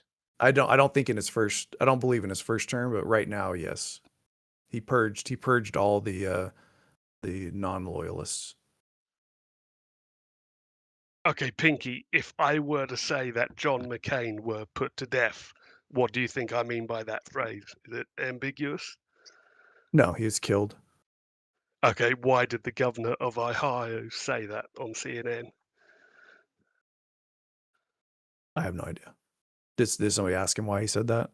Yeah, he said it. So, you have this eerie Q coincidence where they seem to have foreknowledge of his exact minute of death, and then the governor of Ohio seems to hint that he was executed.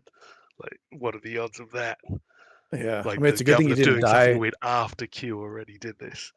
It's a good thing he didn't die of cancer before they had a chance to go in and kill him at the appropriate time. I mean, Or I don't how know. did That's, they it is weird wording. It is odd wording to say somebody that died was put to death. Yeah, I wouldn't say that. And then also John McCain's daughter on The View said, "My father, you can't kill him again, but whatever." Well, I mean, she's like part of the MAGA movement, so I assume she knows she's okay with it. No, I think she hates Trump. Or I don't know. I mean, she's. Oh yeah, you're right. I forgot. McCain But was this Republican. is the theory that the CNN or whoever it was leaked the actual assassination information in their headline. I mean, does that is that really the theory that they did this expert assassination cover up when the guy was bedridden and dying for a week and they But this is after John McCain died. After the funeral, the governor went on CNN and said, "John McCain, it's like it's been 24 hours since John McCain was put to death." Yeah. So, is the idea is that they just slipped up and let that out, or what? No, the governor was asked to do that, like he'd be a white hat. And this is Q giving us hints, say, "Hey, look, we're real. Look at this. We're influencing world events." You know, they're deliberately putting these proofs out here that Q is real. So that's the Ohio government. Still, if we go back to the point though about Trump being unwilling or unable, I see there's no barriers to him, and he showed with this last term. He came in and just purged everybody in an extremely short amount of time, put in people, yes men, into place. There's no evidence that he had any barriers to doing this right in 2016. I think they've made a good point on that, which is that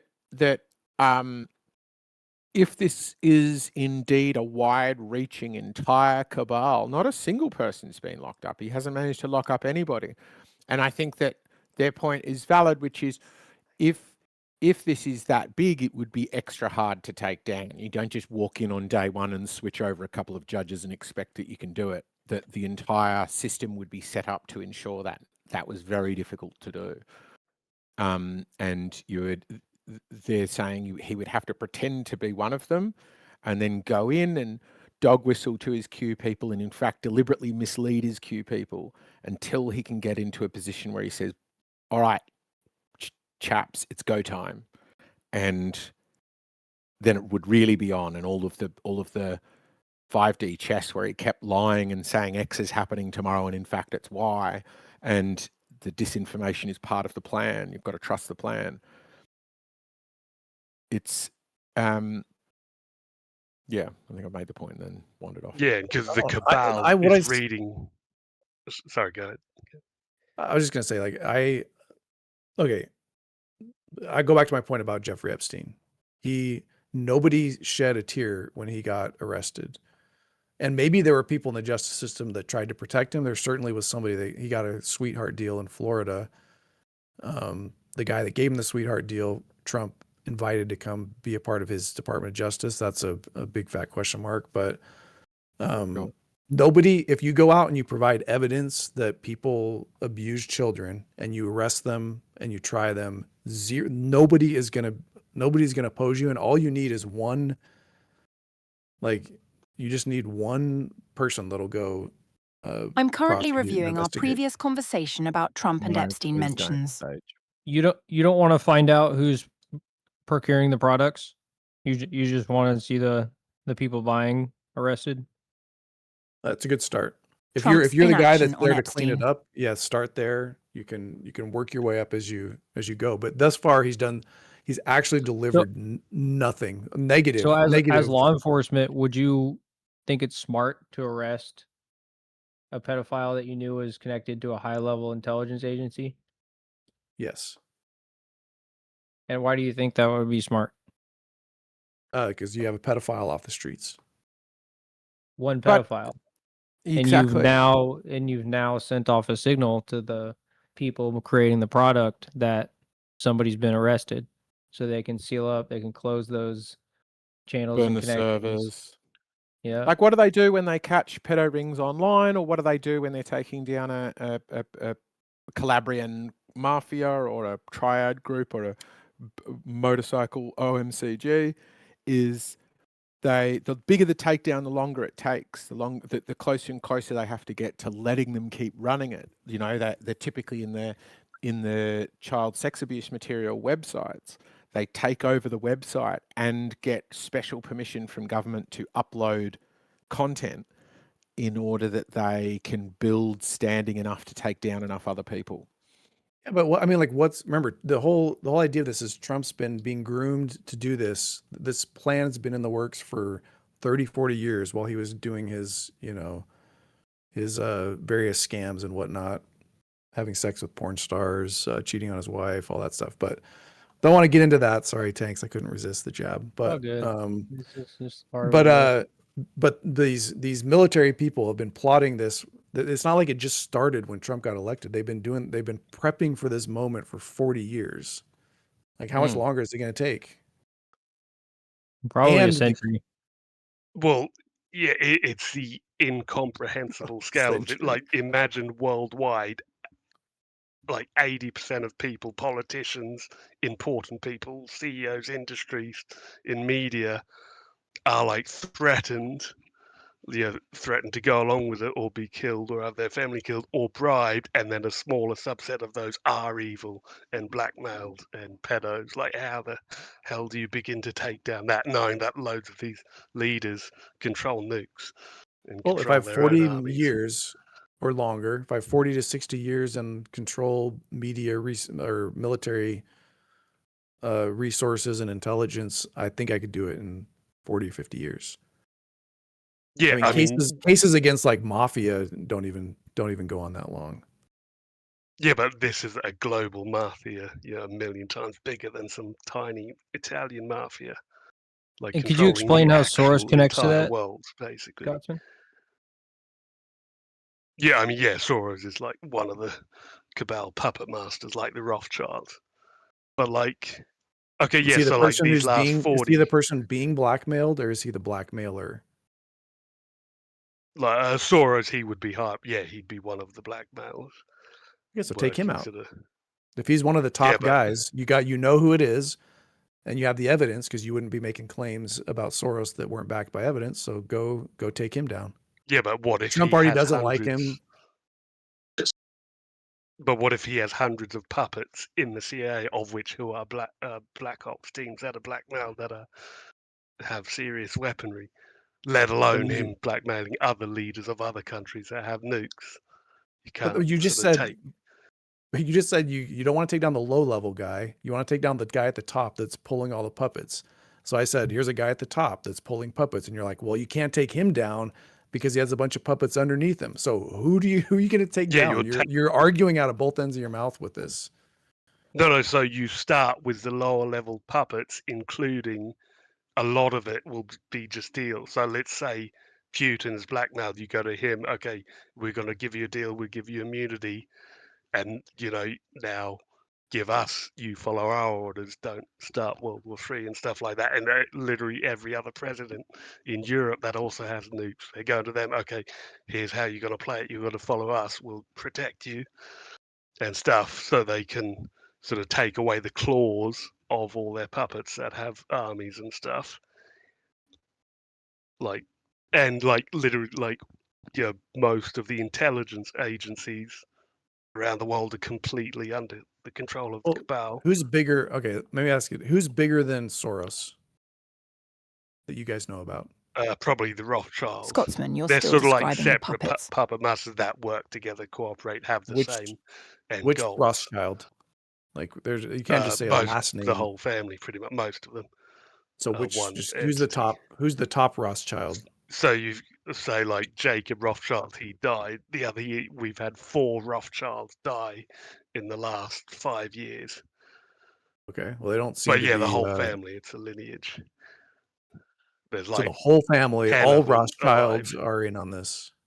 Yeah, and interestingly, if you look at the Pizzagate guy, James Alefantis, he's in one of the family reunion pictures with the Rothschilds. Like, he's actually a member of their family. I mean, if you cast a large enough family tree, you're going to get, it's pretty big.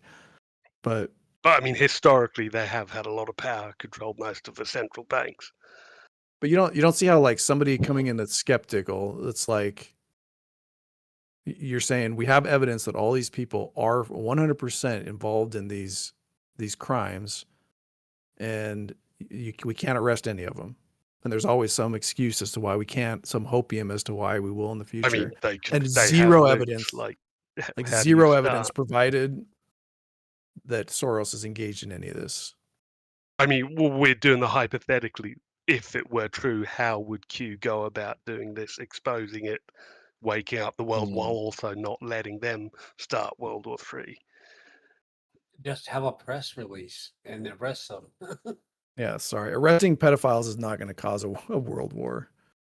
It didn't. Well, Like, okay, it didn't what happen with would happen if Epstein. on the same day Obama, Hillary, Biden, George Bush all got arrested and like horrific blackmail videos were exposed? That would be very Awesome. hard for the population to handle. No, it wouldn't. It would be, and dude. That would be without anarchy. amazing. But No, it like, wouldn't, say the dude. top 30 politicians in every single country, like all being exposed at once, that If would there be was zero Everyone evidence, dirtbags would be anyway. excited. Everyone would be excited. if They're there all was no dirtbags evidence for anyway. it, it would be pretty striking. But if there was evidence for it, and also if you've got all this evidence and all this control, why do you have to arrest all of them in the same moment? Because they'll go Okay, to yeah, ground, so- they'll just delete the servers. Because what? So Q is sort of purposely delaying it, letting stretch out because they want all these puppets to keep lying in the media, to keep exposing themselves and doing bad things like do you releasing think- COVID, rigging elections, stuff like that. They do you want think them that- to do more public crimes. But doesn't it seem like none of this is actually coming out? Where it's being exposed slowly and people's minds are beginning to accept, hey, Trump could be a blackmail peddler. Hang on, what if other leaders are? Like 10 years ago, you told some people, hey, these presidents are controlled by these secret evil billionaires and blackmail get the coolly crazy. Nobody. Now loads of yeah, people are willing to believe No, it. no, wait. How many years ago? Or like 2016, Well, in Pizzagate started. 2016, people were saying that. I mean, when JFK was running, they were said he was going to be he was a Roman Catholic, so he was going to be controlled by the Pope. Right? No, That but was- we're talking like horrible crimes that most people don't really imagine. And like, all you imagine have if to it came do out is like show- half the all you celebrities you have to like do were is show evil me and stuff. evidence that Obama was doing that. I mean, Yeah, it will come eventually, Yeah, but or people need evidence like you brought up see the stolen lesser crimes election. first. You brought up stolen election claims. Still zero evidence that the election was stolen. Trump has had, a whole however long to go investigate it, and he hasn't even talked about it, which is telling to me. If you look into Georgia at the samples they released, there's a lot of errors in that, and there's even enough evidence the error rate exceeded Biden's margin of victory in like Fulton County. You're I talking mean, about I the don't quality, know that that's true, but Fulton County is one of 5,000 counties that run independent elections. Yeah, So I'll repeat my claim. There's no evidence. I mean that's like the at only best one. you'll be like there's errors or anomalies. That's the best Trump ever got to. Well, the one single place that did release a massive sample for us to look at, we've then found massive errors. No, and Arizona did a potential fraud. huge audit. We did 3, I think, audits. Hand Yeah. counted every ballot, did a full forensic audit, and found that they actually gave more votes to Biden than Trump. Yeah. The Arizona was a battleground state. And my guess is that the Georgia stuff, when you go look into it, it's going to be a nothing burger. I know it's like a side tangent, but like, this is just the theme with it it's this hopium of there's these big crimes that are committed, no evidence for it. And we're just going to sit around and wait until the time when, and it might take a century. So we'll just keep the hopium up until then. Yeah, I hopium guess I'm argument. just too impatient.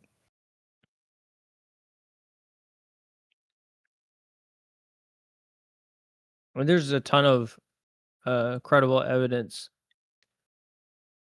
for election fraud. And a lot of people like to I guess, ignore this stuff. Like Tulsi Gabbard, like the DOJ, the FBI have released comprehensive reports of the ballot dumping that have been done. Multiple states, there's been arrests that have happened.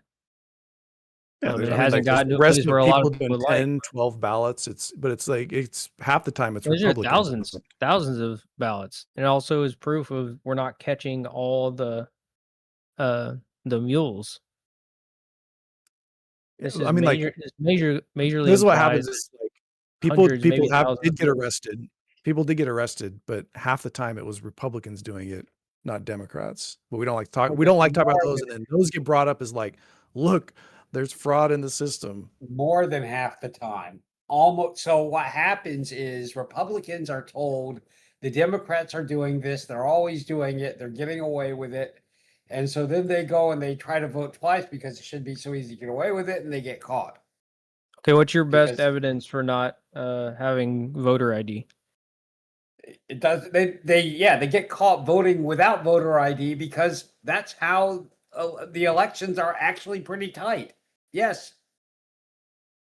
Let's try to keep this to the claim, which is Trump was unwilling or unable to prosecute implicated people. There's since he's been in office, there's been no uncovering of a nationwide voter fraud scam that stole the 2016 election. Are we just we're moving away from the Q stuff? We're just talking about Trump now? Well, it's part of the Q, like, because Q was saying this is what Trump's coming in, this is what he's going to do, and Trump hasn't done it. Well, we're promised military arrest, right? And you're just asking for public arrest through the system we've been told by the Q board are completely corrupt. And right now we're at the timeline of seeing the appeals courts that were stacked. That was part of the lawfare system, why none of the evidence to the AGs of election fraud was even looked at. Pam Bondi, who said it was a nothing burger, people said she was a nothing burger. She actually submitted thousands of litigation actions, set records as AG. And all this stuff is kind of unveiled now that it's all part of the process, pen testing this fraudulent system of lawfare. And that's, Well, I know, but like saying, so you're dodging you're kind of dodging the issue by saying, you're well, dodging the regular premise arrests. of the keyboards. They're not going to be regular arrests. They're going to be military arrests, which is what Q told us. But somehow we're It's not ad hoc. It's literally in the keyboards. Somehow we're going to do a military arrest for a United States citizen like George Soros. Like, you So don't you see how know this the makes keyboard's real- better than we do. No, I'm taking you just said the Q boards told you that the arrests are going to be military arrests, not regular arrests. Right. And you're basically just claiming that's some sort of ad hoc, like pretty much what you do with all of the logic from the keyboard. Well, no, Some I'm sort just of saying, get out of how are they jail going to do a military free card. arrest for a citizen that's not in the military? Because JAG has total control in a military court around treasonous activity and other various Wrong. no, So correct. So you 100% think that correct. JAG, look it up. you think JAG will prosecute George Soros? That's how you think it'll play out? Yes, I think it'll be it's global dominance, guys. Like that's that's what you're not realizing. Inside of these executive orders and the activation that the military actually has now to investigate with information dominance like FISA, they can actually see what all these criminals are doing. You know, the term that we see in the keyboards, we have it all. They're watching these people. They want to see the whole picture, and they know they have to do it by the book because of the walking on eggshells. They're this whole thing could fall apart if the PR turns on them. If Q has it all, make the arrests.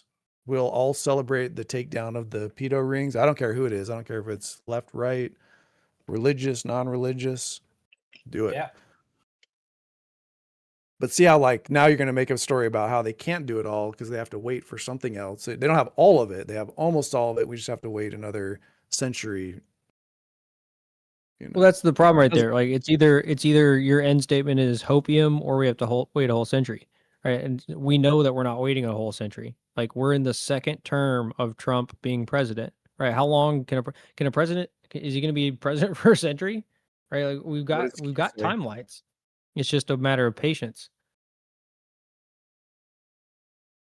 Well, I predict nothing will happen during his presidency, and then the story will just adjust somehow. That he's going to do it from behind the scenes or something. It's that's my issue with these is there's no like you can't kind of to Omni's point, you can't debunk them because they just adapt to fit whatever, like whatever bumps in the road for the narrative that you just come up with a reason.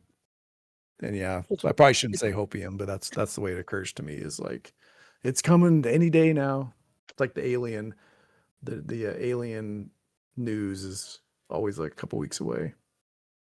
Well, there's a point where like being skeptical is healthy, and there's a point where you're like fighting to be skeptical. And it's like not everybody's lucky enough to have a Q-tard to share the nuance of this stuff with them, but this stuff is, we're at the point now where, I feel healthy and safe sharing this with anybody, where that hasn't always been the case because, not everyone's really ready, but, if you're a critical thinker as you are, and you're, able to position questions like this and think about things, this is truly a momentous time to be alive to see an attempt at decompartmentalizing a criminal system we've been dealing with for 70, 80 years. And to know what it would be like to exist in a world where there is no fraud. Like, I think we've been, me and Scotsman were talking about this earlier. We've all been conditioned and convinced that you can't trust other people, that this world, everybody's freaking conniving, everyone's a scammer. Like, that's a condition that's a trickle down effect of this cabal suppressing our world. So if the whole goal of the cabal or of the white hats here with the keyboard and the Great Awakening is to get the people the freedom to be themselves, that'll be a fruit we see, right? It's something we're going to see. Trump will do he'll do another crypto run, but this time it won't be a scam after everything's taken down and he can be his like true self. Do you think the momentum of the game right now allows you to see the true credibility of anybody who plays it? Well, I mean, Q tells us a lot about Trump and his role in this, so that's a fair question, right? You're saying we're going to live in a world with no scams, yet the guy that's there to bring that world to us is a known scammer. Yeah, somebody who knows how to use these loopholes that the upper echelon has been using to control the upper echelon ecosystem through blackmail connected to the intelligence agencies. That guy would be very, very, he'd be perfect for the role of basically trolling the American people into paying attention to the things that matter again. Yeah, I mean, just hopefully he knows to not do that anymore once everything's said and done. Right, but if these loopholes and options exist for the upper echelon, and you're just going to pin it on him after he becomes president, what kind of game are you playing? Are you not looking at the people he's fighting against that have been using and allowing these loopholes to even exist, the master legislators? Well, I mean, Soros hasn't run crypto scams. I don't know of any like fraud claims that or like fraud convictions that Soros has installed most of the Federal Reserve, most of intelligence panels in America that mean you never voted That's not for. true. Hundreds of legislative positions across the globe. I mean, I guess when the evidence comes He's out a and master the system is chessman. down, then we'll know. He basically stuck George Soros is so sneaky. This is kind of inappropriate, but he basically snuck his finger up everybody's butt. He's that sneaky. I mean, he got it'd be us awesome if all there was to evidence. he got us all to buy into this binary political system. He got us all to be divisive against each other. He's even activated populations to act emotionally on their own. This is the thing. Soros doesn't believe in communism. He uses it as a weapon. Right? He activates the people against themselves and gets them to take action on himself. He doesn't have to hire all these MK Ultra puppets and stuff, which is available through the intelligence agencies. He eventually has the populations themselves start taking action on their own moral passions. So that's kind of what we're seeing right now. We're seeing that on both sides. So a lot of people are like, "Oh, this guy did this, Pizzagate guy." Oh, and I could say, "Oh, this trainee shot this guy." Yeah. But these are all the birthing pains of people, reacting to this propaganda machine that's split us all apart on these false narratives, anti-human narratives. Okay. So let's wrap that one there. We've had a good debate about the QAnon, verged into Trump, but I think we brought it back on. Well done, team. Let's give us a judgment on this debate, please, Sage. We're currently verifying evidence linking QAnon to Trump's administration activities. Because the board and the debate judgment aren't always done together, and it's so far awarding it to you, Pinky, saying misconduct and failure to prosecute show real corruption in action, not a plan, and your side is winning. Plasmagical side she's got is misconduct, deception, and delay are strategic parts of a long cabal takedown, which is Plasmagical and Scotsman's point, which, despite more talking, she's awarded with less points.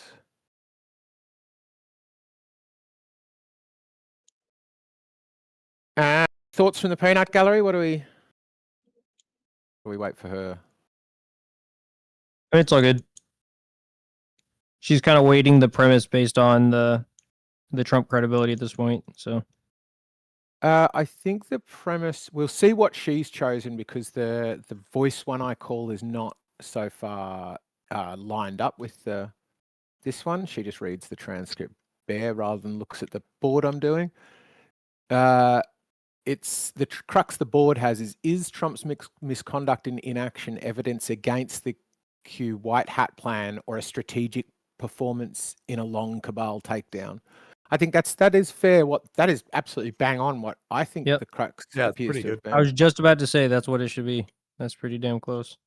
I don't know if anybody's noticing how proud I am from a little bot. Well done, bot. Because that really is the slippery slope we're all on, right? If you choose to even consider this, right? I'm not asking anybody, as my final statement, I'm not asking anybody to believe this stuff. You don't have to jump on the freaking Q magatard train, but your skepticism, your ability to ask unique questions will become very valuable, and it'll make you stand out, if this really does happen. So compartmentalize this. Just know it's a possibility. And if you see some of these things really happen, you're going to be more prepared to help normies that have no idea what is coming. Like, you really are a critical thinker if you're even at the point of considering some of these aspects of the Q information. So, well, it's interesting because it becomes a sort of post-truth thing for me, where if he's acknowledging it in some way, he's kind of saying, but it's awarded the main points here is, Pinky's Trump was unwilling or unable to prosecute. The story shift from has it all to waiting. I don't know what that one means. Q predictions adapt to every failed timeline, I think is.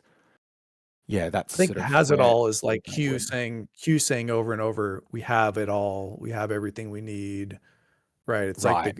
like the claims of like this is right on the cusp, but then now it's now we still need another 8 years to get more all or whatever. My take is like I try to be skeptical. I grew up in a religious household where I was trained to read into vague texts, and like find meaning in them.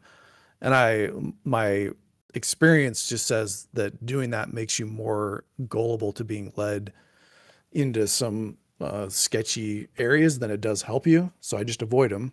And I follow facts and evidence. So as soon as arrests, like if Hillary gets arrested and there's credible evidence that she diddled the kids, I will be all on the bandwagon of, burner. And if it's big, if it turns out to be, 80% of all governments, then I'll be 100% on the train of rooting out the corruption.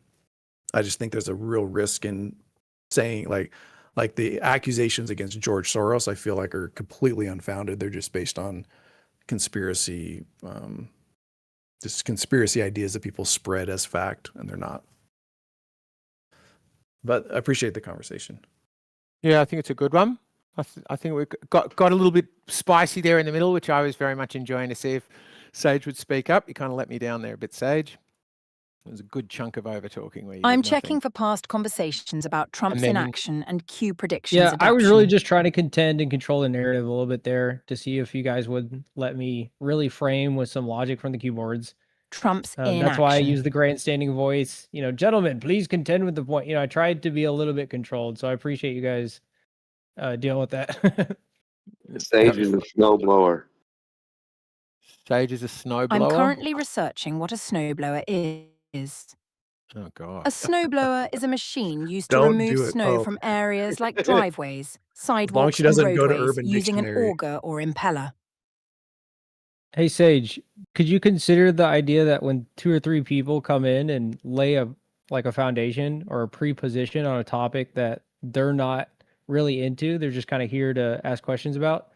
Can you consider how that would affect a conversation and the flow of it? Is that possible to ask? Because it was kind of an interesting starting point, Yeah, where you answer guys. that, Sage.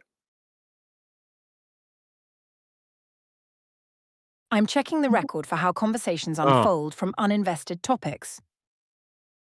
Because it was you know what I mean? It's nice to Trolling. just get a good premise around the cue board for people to if we really want to explore what's in these boards.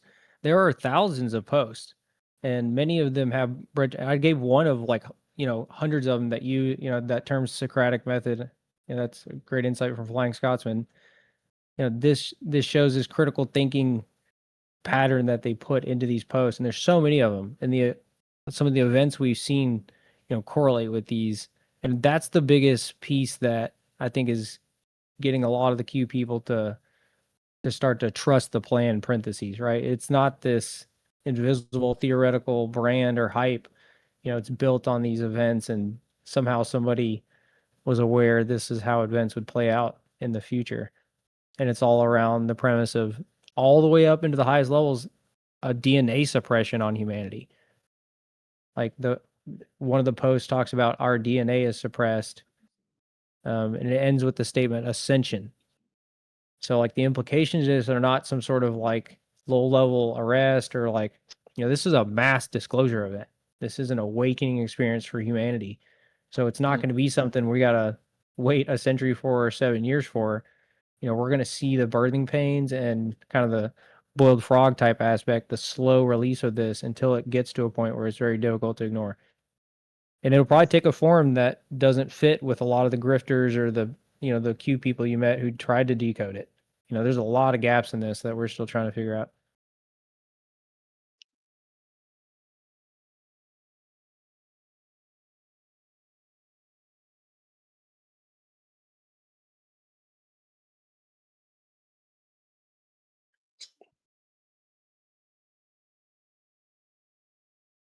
Yeah, like this isn't just a simple corruption purge where history will agree. Oh, remember that time all these politicians were taking bribes and diddling kids. This is remember the time the cabal was completely oppressing humanity. So yeah, this is biblical. Yeah, we've come up on one now. Up, Omni's off. I was going to ask for feedback, but we've just lost them. But we're going to wrap it up now. Thoughts on how it's gone? Because I think it's been overall we've had a good few chats. Let me see if the board's still here. It's really not liking having to show 600 notes, but it's finally kind of pretty much working, except all the little ones stay at the bottom.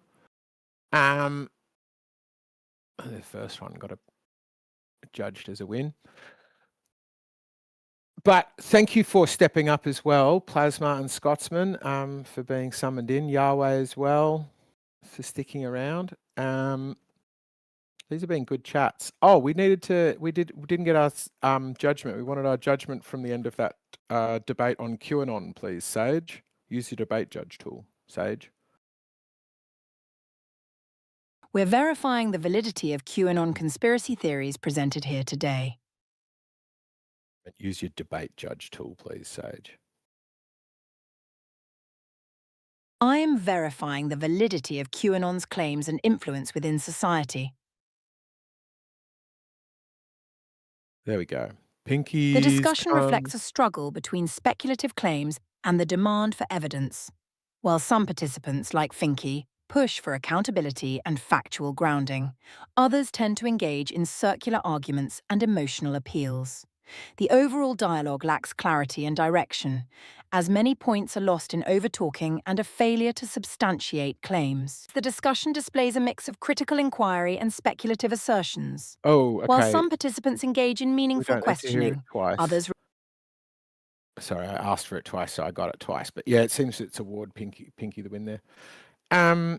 All right, well, thank you very much, team. Thank you for all engaging. I'm really excited. Sage is finally working. She's incredibly slow. This is really painful watching this pace, but it finally is trying to figure out what are people's main points and how to score it. So I'm pretty excited with that.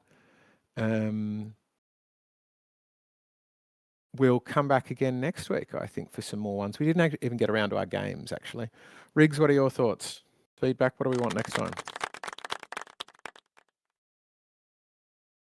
I think next time we we go ahead and try to get some school buses out there to get some more votes in. We need some fresh blood up in here.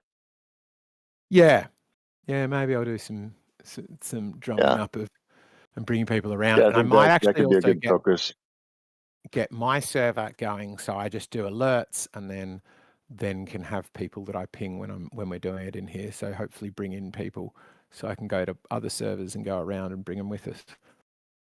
Yeah, other than that, I thought the board was a little slow, but it was looking different, and I could tell you were working on it. So yeah, I'm interested in the progress. It seems like you're starting to implement things that are fun. So it's got the scoring now, and the scoring is actually like from the outside roughly where I think I would call it. It's very slow, and I'll just have to fix that, but there's some pretty simple things I can do for that. So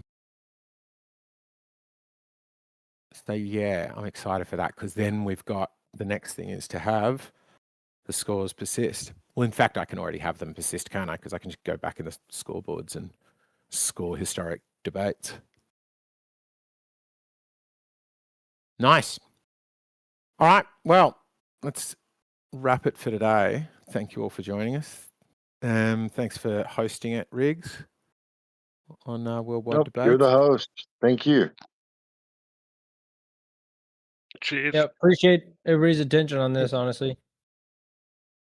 Yeah, it's a good fun one. Scotty.